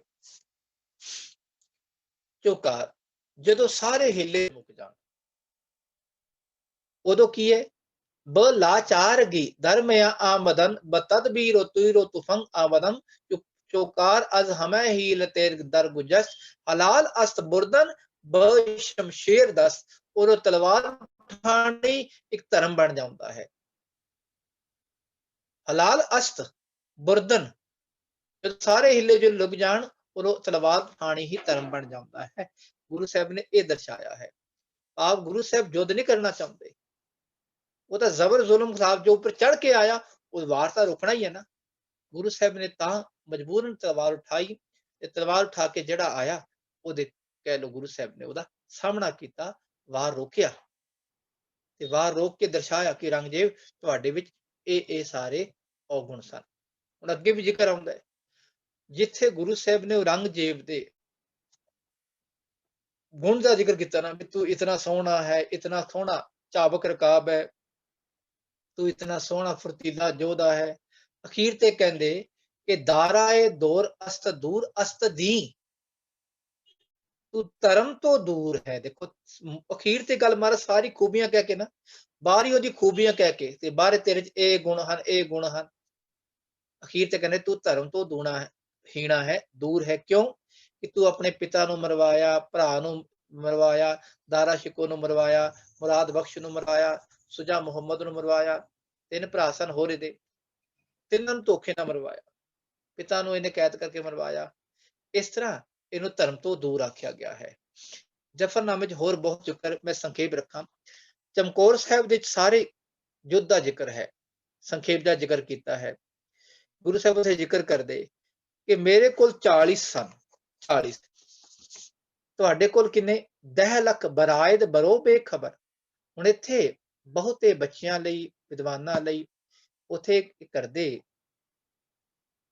ਇੱਕ ਤਰਕ ਉਠਾਉਂਦੇ ਵੀ 40 ਲੱਖ 10 ਲੱਖ ਕਿਵੇਂ ਬਣ ਗਈ ਫੌਜ। ਹੁਣ ਜਦੋਂ ਅਨੰਦਪੁਰ ਸਾਹਿਬ ਦਾ ਜ਼ਿਕਰ ਹੋਇਆ, ਉੱਥੇ ਵੀ ਤਾਂ ਬੇਅੰਤ ਫੌਜ ਸੀ। ਉਸ ਫੌਜ ਤੋਂ ਬਾਅਦ ਜਦੋਂ ਚਮਕੌਰ ਸਾਹਿਬ ਘੇਰਾ ਪਾਇਆ ਨਾ, ਹੋਰ ਬੇਅੰਤ ਫੌਜ ਮੰਗਾਈ ਗਈ ਇਹਨਾਂ ਵੱਲੋਂ।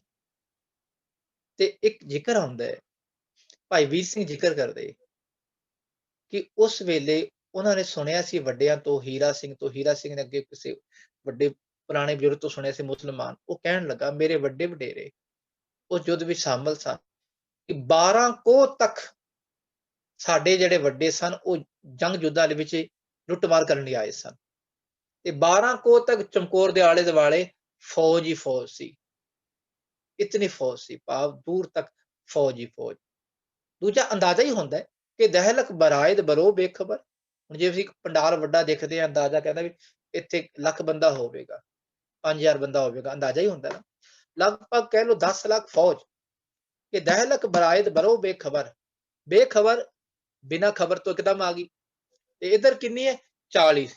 40 ਫੌਜ। ਦੇਖੋ ਸਭ ਤੋਂ ਵਡੇਰਾ ਯੁੱਧ ਇਹ ਹੈ ਚਮਕੌਰ ਸਾਹਿਬ ਦਾ, ਅਹਿਮੀਅਤ ਵਾਲਾ ਯੁੱਧ, ਕਿ 40 ਤੇ 10 ਲੱਖ। ਪਰ ਇਹਨਾਂ 40 ਨੇ ਵੀ ਕਿਸੇ ਨੇ ਵੀ ਇਹ ਨਹੀਂ ਮੰਨੀ। ਇਹ ਕਹਿੰਦੇ ਧਰਮ ਯੁੱਧ, ਇਹ ਧਰਮ ਯੁੱਧ ਦਾ ਕਨਸੈਪਟ ਇੱਥੋਂ ਬਾਹਰ ਨਿਕਲਦਾ ਹੈ, ਕਿਸੇ ਨੇ ਵੀ ਇੱਕ ਦੀ ਨਹੀਂ ਮੰਨੀ। ਹੋਰ ਇਹ 'ਚ ਕੀ ਪੱਖ ਆ ਰਹੇ, ਮੈਂ ਸੰਖੇਪ ਜਿਹਾ ਰੱਖਾ, 2-3 ਮਿੰਟ ਰਹਿ ਗਏ ਕਿ ਬੱਚਿਆਂ ਨੇ ਫਿਰ ਕੁਐਸਚਨ ਵੀ ਕਰਨੇ। ਇਸ ਵਿੱਚ ਨਿਆਂ ਦਾ ਪੱਖ ਆ ਰਿਹਾ ਜ਼ਫਰਨਾਮੇ ਵਿੱਚ। ਹੋਰ ਕਿਹੜੇ? ਸਦਾਚਾਰਿਕ ਪੱਖ ਆ ਰਿਹਾ ਹੈ। ਇੱਕ ਐਸੇ ਜੀਵਨ ਦਾ ਪੱਖ ਆਇਆ ਹੈ ਜਿਹੜਾ ਜੀਵਨ, ਜਿਹਨੂੰ ਕਹਿ ਲਓ ਸਦਾਚਾਰਿਕ ਜੀਵਨ ਹੋਵੇ, ਇੱਕ ਸਾਰਤਾ ਦਾ, ਇੱਕ ਸੁਰਤਾ ਦਾ ਜੀਵਨ।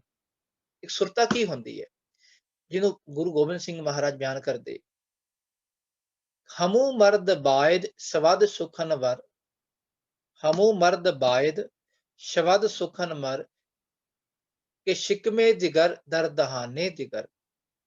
ਬੰਦਾ ਐਸਾ ਹੋਣਾ ਚਾਹੀਦਾ ਹੈ ਜਿਹੜਾ ਜ਼ੁਬਾਨ ਦਾ ਪੱਕਾ ਹੋਵੇ,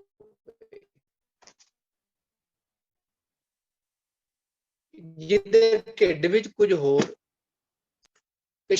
ਨਾ ਸ਼ਿਕਮੇ ਦੀ ਹੋਵੇ, ਮੂੰਹ 'ਚ ਹੋਰ ਹੋਵੇ, ਉਹਨੂੰ ਬੰਦਾ ਨਹੀਂ ਕਹਿੰਦੇ। ਆਮ ਕਹਿੰਦੇ ਵੀ ਇਹਦੇ ਮਨ ਵਿੱਚ ਕੁਝ ਹੋਰ ਹੈ, ਮੁਖ ਵਿੱਚ ਕੁਝ ਹੋਰ ਹੈ। ਢਿੱਡ ਕਹਿੰਦੇ ਮਨ ਨਹੀਂ, ਮਨ ਦਾ ਇੱਕ ਪ੍ਰਤੀਕ ਲਿਆ, ਤੇ ਮੁਖ ਕਹਿੰਦੇ ਜ਼ੁਬਾਨ ਤੇ। ਉਹ ਔਰੰਗਜ਼ੇਬ ਦੀ ਜ਼ੁਬਾਨਾਂ ਤੇ ਕੁਝ ਹੋਰ ਸੀ, ਅੰਦਰ ਕੁਝ ਹੋਰ ਸੀ।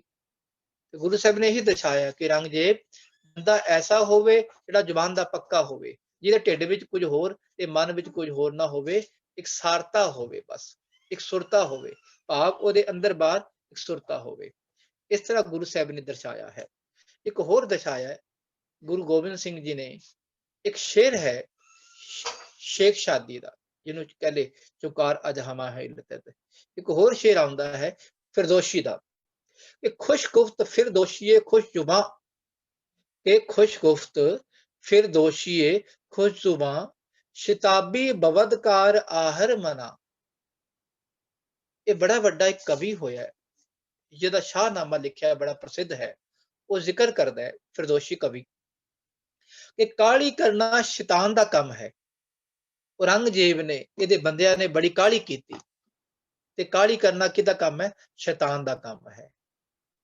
ਕਾਹਲੀ ਕਿਵੇਂ ਕੀਤੀ? ਦੇਖੋ, ਇੱਕਦਮ ਹਮਲਾ ਕੀਤਾ ਇਹਨਾਂ ਨੇ, ਅਜੇ ਗੁਰੂ ਸਾਹਿਬ ਨੇ ਕਿਲਾ ਛੱਡਿਆ, ਇੱਕਦਮ ਹਮਲਾ ਕੀਤਾ, ਇਹ ਕਾਹਲੀ ਕੀਤੀ। ਦੂਜਾ, ਜ਼ਫਰਨਾਮੇ ਜ਼ਿਕਰ ਆਉਂਦਾ ਹੈ 4 ਸਾਹਿਬਜ਼ਾਦੇ ਸ਼ਹੀਦੀ ਦਾ। ਉਹ ਕੀ ਜ਼ਿਕਰ ਹੈ ਕਿ ਔਰੰਗਜ਼ੇਬ ਤੂੰ ਮੇਰੇ 4 ਬੱਚੇ, 4 ਸਾਹਿਬਜ਼ਾਦੇ ਸ਼ਹੀਦ ਕਰਤੇ, ਕਰਮ ਕੀਤੇ ਨਾ।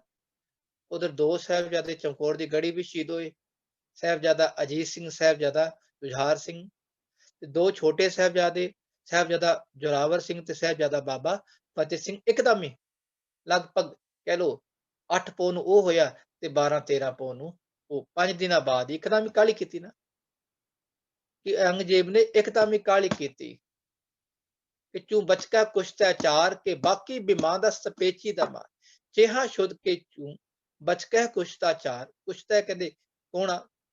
4 ਕਿ ਤੂੰ ਮੇਰੇ 4 ਸਾਹਿਬਜ਼ਾਦੇ, 4 ਬੱਚੇ ਮਾਰੇ, ਕਿ ਬਾਕੀ ਬਿਮਾਰ ਦਾ ਸਪੇਚੀ ਦਾ ਮਾਰ, ਕਿ ਬਾਕੀ ਅਜੇ ਹਨ ਮੇਰੇ 4 ਸਾਹਿਬ ਪੇਚੀ ਦਾ ਮਾਰ, ਕੁੰਡਲੀਆਂ ਨਾਗ, ਜਿਹਨੂੰ ਖਾਲਸਾ ਆਖਿਆ ਹੈ। ਔਰੰਗਜ਼ੇਬ ਕੀ ਹੋਇਆ? ਧੋਖੇ ਨਾਲ, ਬੜੀ ਕਾਹਲੀ ਨਾਲ ਤੂੰ 4 ਬੱਚੇ ਮਾਰੇ, ਮੇਰੇ ਸ਼ਹੀਦ ਕੀਤੇ, ਪਰ ਮੇਰਾ ਅਜੇ ਖਾਲਸਾ ਕੁੰਡਲੀਆਂ ਨਾਗ ਅਜੇ ਸਹੀ ਸਲਾਮਤ ਹੈ। ਹੁਣ ਗੁਰੂ ਸਾਹਿਬ ਦਾ ਇਹ ਜਿਹੜਾ ਕਹਿਣਾ ਹੈ ਨਾ, ਇਹ ਜ਼ਫਰਨਾਮਾ ਹੀ ਸੀ।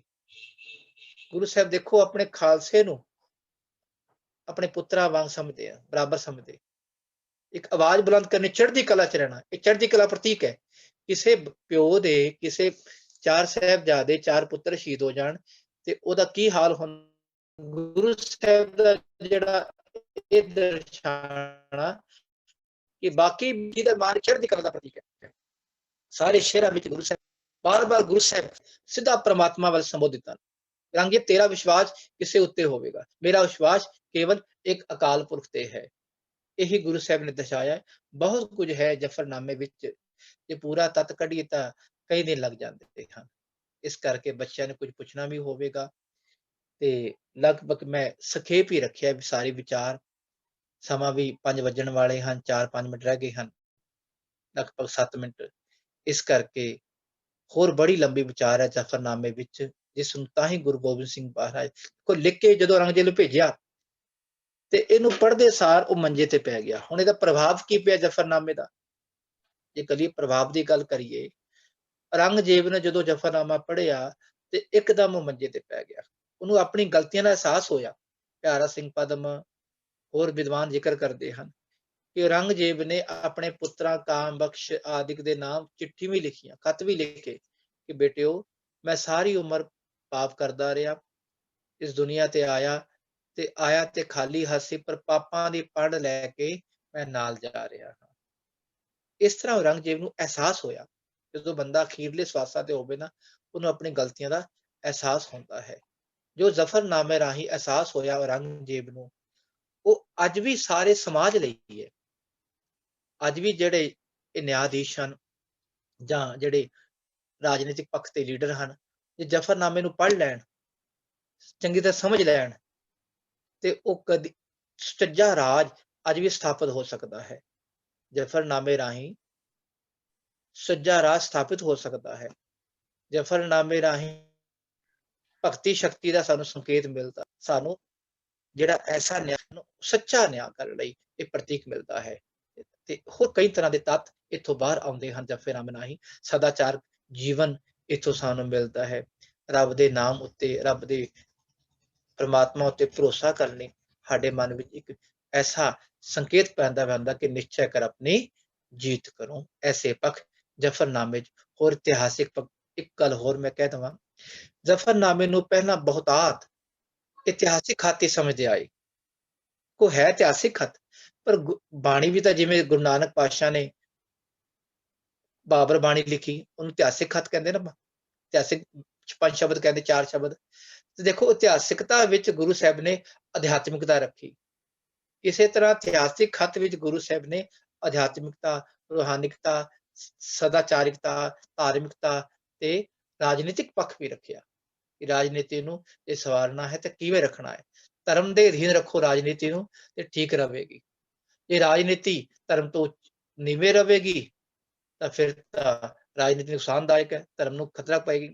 ਧਰਮ ਉੱਚਾ ਹੈ, ਰਾਜਨੀਤੀ ਨੀਵੇਂ ਹੈ ਤੇ ਫਿਰ ਵੀ ਠੀਕ ਠਾਕ ਰਹੇਗਾ। ਇਸ ਕਰਕੇ ਧਰਮ ਉੱਚਾ ਹੋਣਾ ਚਾਹੀਦਾ ਹੈ ਤੇ ਰਾਜਨੀਤੀ ਇੱਕ ਧਰਮ ਦੇ ਅਧੀਨ ਹੋਵੇ, ਧਰਮ ਤੋਂ ਉੱਚੀ ਨਾ ਹੋਵੇ।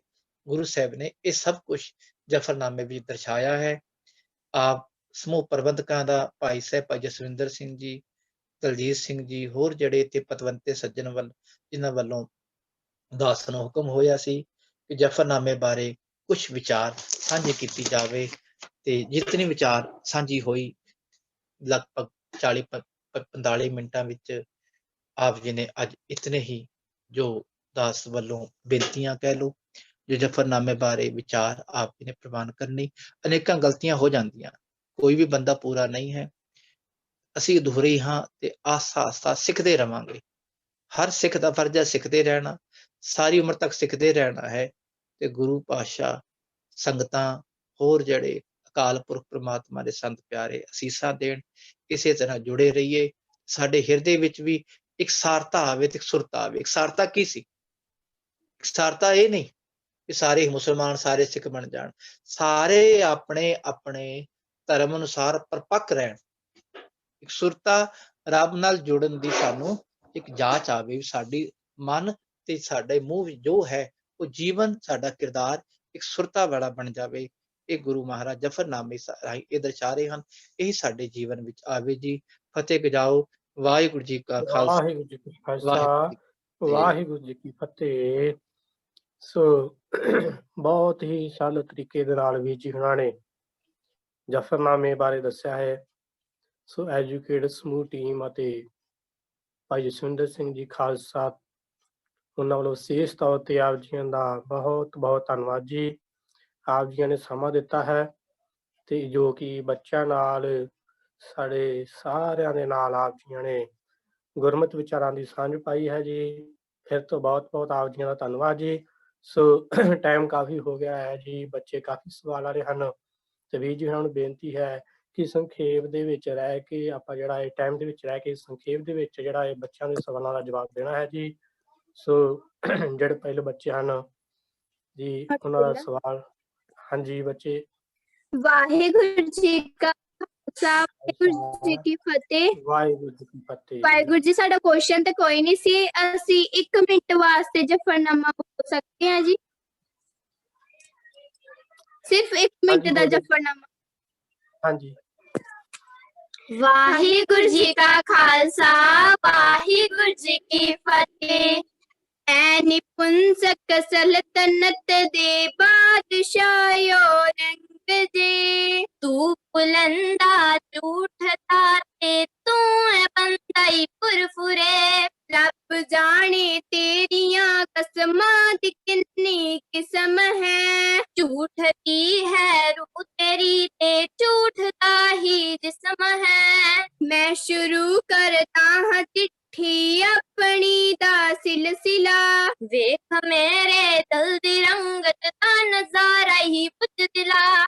ਵਾਹਿਗੁਰੂ ਦੇ ਨਾਮ ਦਾ ਲਿਖਦਾ ਹਾਂ ਪਹਿਲਾ ਹਰਫ ਮੈਂ, ਤੀਰ ਵਾਂਗੂ ਮਾਰਦਾ ਹਾਂ ਹਰਫ ਤੇਰੀ ਤਰਫ ਮੈਂ। ਨਾਮ ਤੇਰੇ ਦਾ ਅਰਥ ਹੈ ਸੁੰਦਰ ਸਜਾਵਟ ਤਖਤ ਦੀ, ਪਰ ਤੇਰੀ ਸੂਰਤ ਹੈ ਲੱਗਦੀ ਸਤਮਗੜ ਬਖਤ ਦੀ। ਤੇਰੀ ਤਸਬੀਹ ਤੇ ਨਿਮਨ ਕੇ ਕੈਦ ਖਾਨੇ ਮੌਤ ਦੇ, ਡੰਡਿਆਂ ਦੇ ਨਾਲ ਕੱਟੇ ਅਰਥ ਤੂੰ ਡੰਡੌਤ ਦੇ। ਇਹ ਤੇਰੀ ਕੜਵੀ ਕਮੀਨੀ ਬਦਲਿਆਂ ਦੀ ਭਾਵਨਾ, ਹੁਣੇ ਚਾਹੁੰਦੀ ਜੋਰ ਗੁਰੂ ਗੋਬਿੰਦ ਦਾ ਅਜਮਾਵਣਾ। ਹੁਣ ਇਹ ਚਾਹੁੰਦੀ ਜੋਰ ਗੁਰੂ ਗੋਬਿੰਦ ਦਾ ਅਜਮਾਵਣਾ। ਵਾਹਿਗੁਰੂ ਜੀ ਕਾ ਖਾਲਸਾ, ਵਾਹਿਗੁਰੂ ਜੀ ਕੀ ਫਤਿਹ। ਸੋ ਅੱਗੇ ਬੱਚੇ ਹਨ ਜੀ। ਵਾਹਿਗੁਰੂ ਜੀ ਕਾ ਖਾਲਸਾ, ਵਾਹਿਗੁਰੂ ਜੀ ਕੀ ਫਤਿਹ। ਵਾਹਿਗੁਰੂ ਖਾਲਸਾ, ਵਾਹਿਗੁਰੂ ਜੀ ਕੀ ਫਤਿਹ ਜੀ।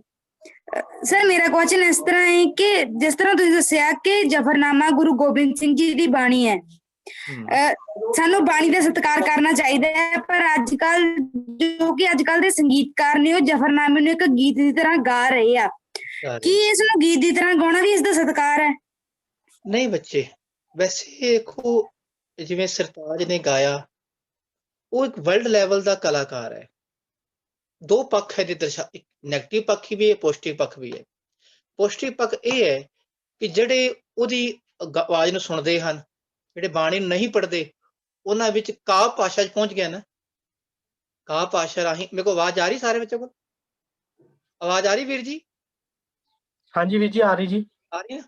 ਦੇਖੋ ਆ ਜਿਹੜੇ ਰਹੀ ਵੀਰ ਬੱਚੇ ਜੀ।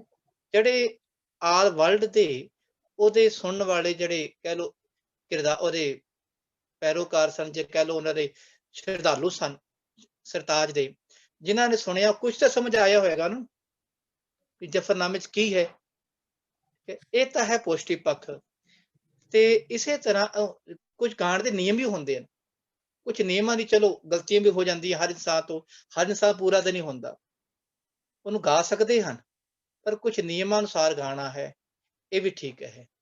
ਨਿਯਮਾਂ ਤੋਂ ਬਾਹਰ ਨਹੀਂ ਜਾਣਾ, ਠੀਕ ਹੈ ਨਾ। ਕਿਉਂਕਿ ਜੇ ਅੱਜ ਅਸੀਂ ਰੋਕਾਂਗੇ ਉਹਨੂੰ ਵੀ ਨਹੀਂ ਗਾਣਾ, ਕੱਲ ਨੂੰ ਹੋਰ ਕੀ ਪ੍ਰਚਾਰ ਕਰੇਗਾ ਆਪਣੀ ਬਾਣੀ ਦਾ? ਬਾਣੀ ਦਾ ਪ੍ਰਚਾਰ ਕਰ ਰਹੇ ਹੋ, ਇਸ ਕਰਕੇ ਕੋਈ ਗੱਲ ਨਹੀਂ, ਉਹਨੂੰ ਗਾਣ ਦੋ। ਆਸਤਾ ਆਸਤਾ ਹੋਰ ਠੀਕ ਸੁਧਾਰ ਆ ਜਾਏਗਾ। ਉਹ ਬਾਣੀ ਅਨੁਸਾਰ ਤੋਰੇਗਾ, ਇਸ ਸੁਧਾਰੀ ਬਣੇਗਾ, ਜਾਂ ਸਮਾਜ ਨੂੰ ਹੋਰ ਸਿੱਖਿਆ ਦੇਵੇਗਾ, ਠੀਕ ਹੈ। ਇਹਨੂੰ ਗਾ ਸਕਦੇ ਹਨ। ਹਾਂਜੀ, ਹੈਲੋ ਵੀਰ ਜੀ, ਵਾਹਿਗੁਰੂ ਜੀ ਕਾ ਖਾਲਸਾ, ਵਾਹਿਗੁਰੂ ਜੀ ਕੀ ਫਤਿਹ। ਫਤਿਹ ਜੀ। ਮੇਰੀ ਆਵਾਜ਼ ਆ ਰਹੀ ਹੈ ਜੀ? ਹਾਂ ਬੱਚੇ, ਆ ਰਹੀ, ਆ ਰਹੀ। ਸਰ, ਮੈਂ ਦੋ ਸ਼ਬਦਾਂ ਦੇ ਅਰਥ ਪੁੱਛਣਾ ਚਾਹੁੰਦੀ ਹਾਂ। ਫਿਰਦੌਸ, ਇੱਕ ਅਜ਼ਲ। ਕੀ ਹੈ ਫਿਰਦੋਸ਼? ਹਾਂਜੀ, ਫਿਰਦੌਸ ਤੇ ਅਜ਼ਲ। ਫਿਰਦੋਸ਼ ਕੀ ਬੱਚੇ ਇੱਕ ਕਵੀ ਦਾ ਨਾਮ ਹੈ। ਇਹ ਸ਼ਾਹਨਾਮੇ ਦਾ ਇੱਕ ਲਿਖਾਰੀ ਸੀ ਫਿਰਦੋਸ਼ੀ, ਜਿਸ ਨੇ ਬੜੇ ਵੱਡੇ, ਇਹਨੇ ਕਹ ਲਓ 1 ਲੱਖ ਸ਼ੇਰ ਲਿਖੇ ਸੀ ਸ਼ਾਹਨਾਮੇ ਦੇ। ਤੇ ਉਸ ਵੇਲੇ ਦਾ ਜਿਹੜਾ ਬਾਦਸ਼ਾਹ ਸੀ ਮੁਹੰਮਦ ਗਜਨਵੀ, ਤੇ ਉਹਨੇ ਐਲਾਨ ਕੀਤਾ ਸੀ ਵੀ ਤੈਨੂੰ ਇੱਕ ਇੱਕ ਸ਼ੇਰ ਦੇ ਬਦਲੇ ਮੈਂ ਇੱਕ ਇੱਕ ਸੋਨੇ ਦੀ ਮੋਹਰ ਦੇਵਾਂਗਾ। ਪਰ ਜਦੋਂ ਉਹਨੇ ਸ਼ਾਹਨਾਮਾ ਲਿਖਤਾ, ਤੇ ਉਹਨੇ ਇੱਕ ਇੱਕ ਮੋਹਰ ਦੇ ਬਦਲੇ ਇੱਕ ਛੋਟੀ ਜਿਹੀ, ਮੈਂ ਕਹ ਲਓ ਸੋਨੇ ਮੋਹਰ ਕੀ ਦੇਣੀ ਸੀ, ਆਮ ਮੋਹਰਾਂ ਦੇਤੀਆਂ ਉਹਨੇ। ਤੇ ਇਸ ਕਰਕੇ ਹਾਂ ਬੋਲੋ। ਮੇਰਾ ਡਾਊਟ ਹੈ ਵੀ ਜਿਹੜਾ ਇਹ ਵਰਡ ਹੈ ਉਹ ਫਿਰਦੌਸ ਹੈ ਜਾਂ ਫਿਰਦੌਸ ਹੈ? ਫਿਰਦੋਸ਼, ਸ਼ਾਇਦ ਹਾਂ ਫਾਰਸੀ ਚ ਫਾਰਸੀ ਦੋਸ਼ ਕਹਿੰਦੇ, ਫਿਰਦੋਸ਼। ਫਿਰਦੋਸ਼, ਫਿਰਦੋਸ਼ ਦੇਖੋ ਬੋਲਾਂਗੇ ਫਿਰਦੋਸ ਹੀ, ਫਿਰਦੋਸ ਹੈ ਬਾਣੀ ਚ ਫਿਰਦੋਸ ਆਇਆ। अर्थ ਲਈ ਜੋ ਕਰਾਂਗੇ ਸਮਝਣ ਲਈ ਫਿਰਦੋਸ਼ੀਏ ਕਿ ਖੁਸ਼ਗੁਫ ਫਿਰਦੋਸ਼ੀਏ ਖੁਸ਼ जुबा शताबी बवदकार आहर मना। ठीक है, फिरदोश। ठीक है बच्चे, फिरदोश। दूजा की सी अदल के की सी दूजा दूजा शब्द ਤੁਹਾਡਾ ਕੀ ਸੀ सर? अजल। अजल हाँ। अजल अजल जफरनामे जो शब्द है हाँ। ये फिरदोशी खुज शताबी बवदकार आहर मना। अजल का शब्द है नहीं बच्चे जफरनामे च कोई नहीं सर, अजल मतलब सॉरी सर, जफरनामा दा नहीं हैगा, फारसी दा शब्द है। अच्छा अच्छा अच्छा, की शब्द है? हाँ। अजल। अजल नहीं बच्चे मैंने अजे तक पूरा दे पर मैंने नहीं समझा। Okay, thank you sir.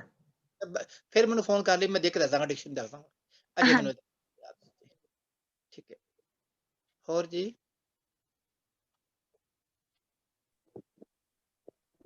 Waheguru ji ਕਾ ਖਾਲਸਾ, ਵਾਹਿਗੁਰੂ ਜੀ ਕੀ ਫਤਿਹ। ਵਾਹਿਗੁਰੂ ਜੀ ਕਾ ਖਾਲਸਾ, ਵਾਹਿਗੁਰੂ ਜੀ ਕੀ ਫਤਿਹ ਜੀ। ਮੈਂ ਸਰ ਦਾ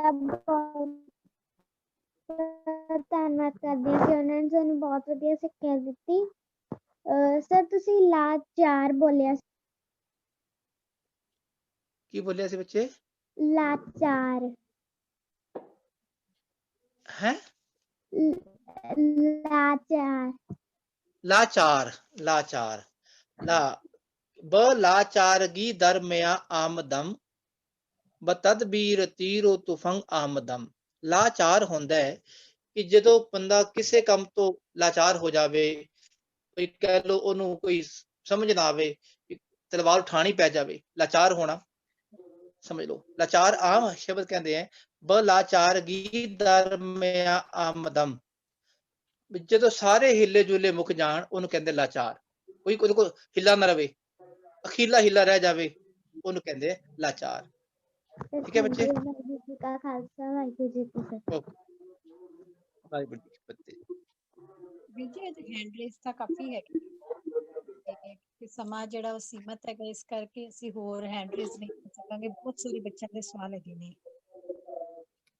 ਹਾਂਜੀ, ਸਮਾਂ ਜਿਹੜਾ ਜੀ ਉਹ ਸਮਾਪਤ ਹੋ ਗਿਆ ਜੀ। ਸੋ ਬਹੁਤ ਬਹੁਤ ਧੰਨਵਾਦ ਵੀਰ ਭੁਪਿੰਦਰ ਸਿੰਘ ਜੀ ਤੇ ਬਾਬੂ ਜੀ ਦਾ ਫਿਰ ਤਾਂ ਸਮੁੱਚੀ ਟੀਮ ਵੱਲੋਂ ਬਹੁਤ ਬਹੁਤ ਧੰਨਵਾਦ ਕੀਤਾ ਜਾਂਦਾ ਹੈ ਜੀ। ਅੱਜ ਦੀ ਕਲਾਸ ਸਤਿਗੁਰਾਂ ਦੀ ਕਿਰਪਾ ਦੇ ਨਾਲ ਸੰਪੂਰਨ ਹੋਈ ਹੈ ਜੀ। ਸੋ ਇੱਥੇ ਹੀ ਕਲਾਸ ਦੀ ਜਿਹੜੀ ਸਮਾਪਤੀ ਹੈ ਜੀ। ਜਿਹੜੇ ਬੱਚਿਆਂ ਦੇ ਸਵਾਲ ਰਹਿ ਗਏ ਆ ਜੀ, ਉਹ ਫਿਰ ਕਿਸੇ ਦਿਨ ਜਿਹੜੇ ਆ, ਜਿਸ ਦਿਨ ਵੀਰ ਜੀ ਜੁੜਨਗੇ ਉਸ ਦਿਨ ਉਹਨਾਂ ਦਾ ਜਵਾਬ ਦਿੱਤਾ ਜਾਏਗਾ ਜੀ। ਸੋ ਫਤਿਹ ਬੁਲਾਉਂਦੇ ਆ ਜੀ। ਵਾਹਿਗੁਰੂ ਜੀ ਕਾ ਖਾਲਸਾ, ਵਾਹਿਗੁਰੂ ਜੀ ਕੀ ਫਤਿਹ।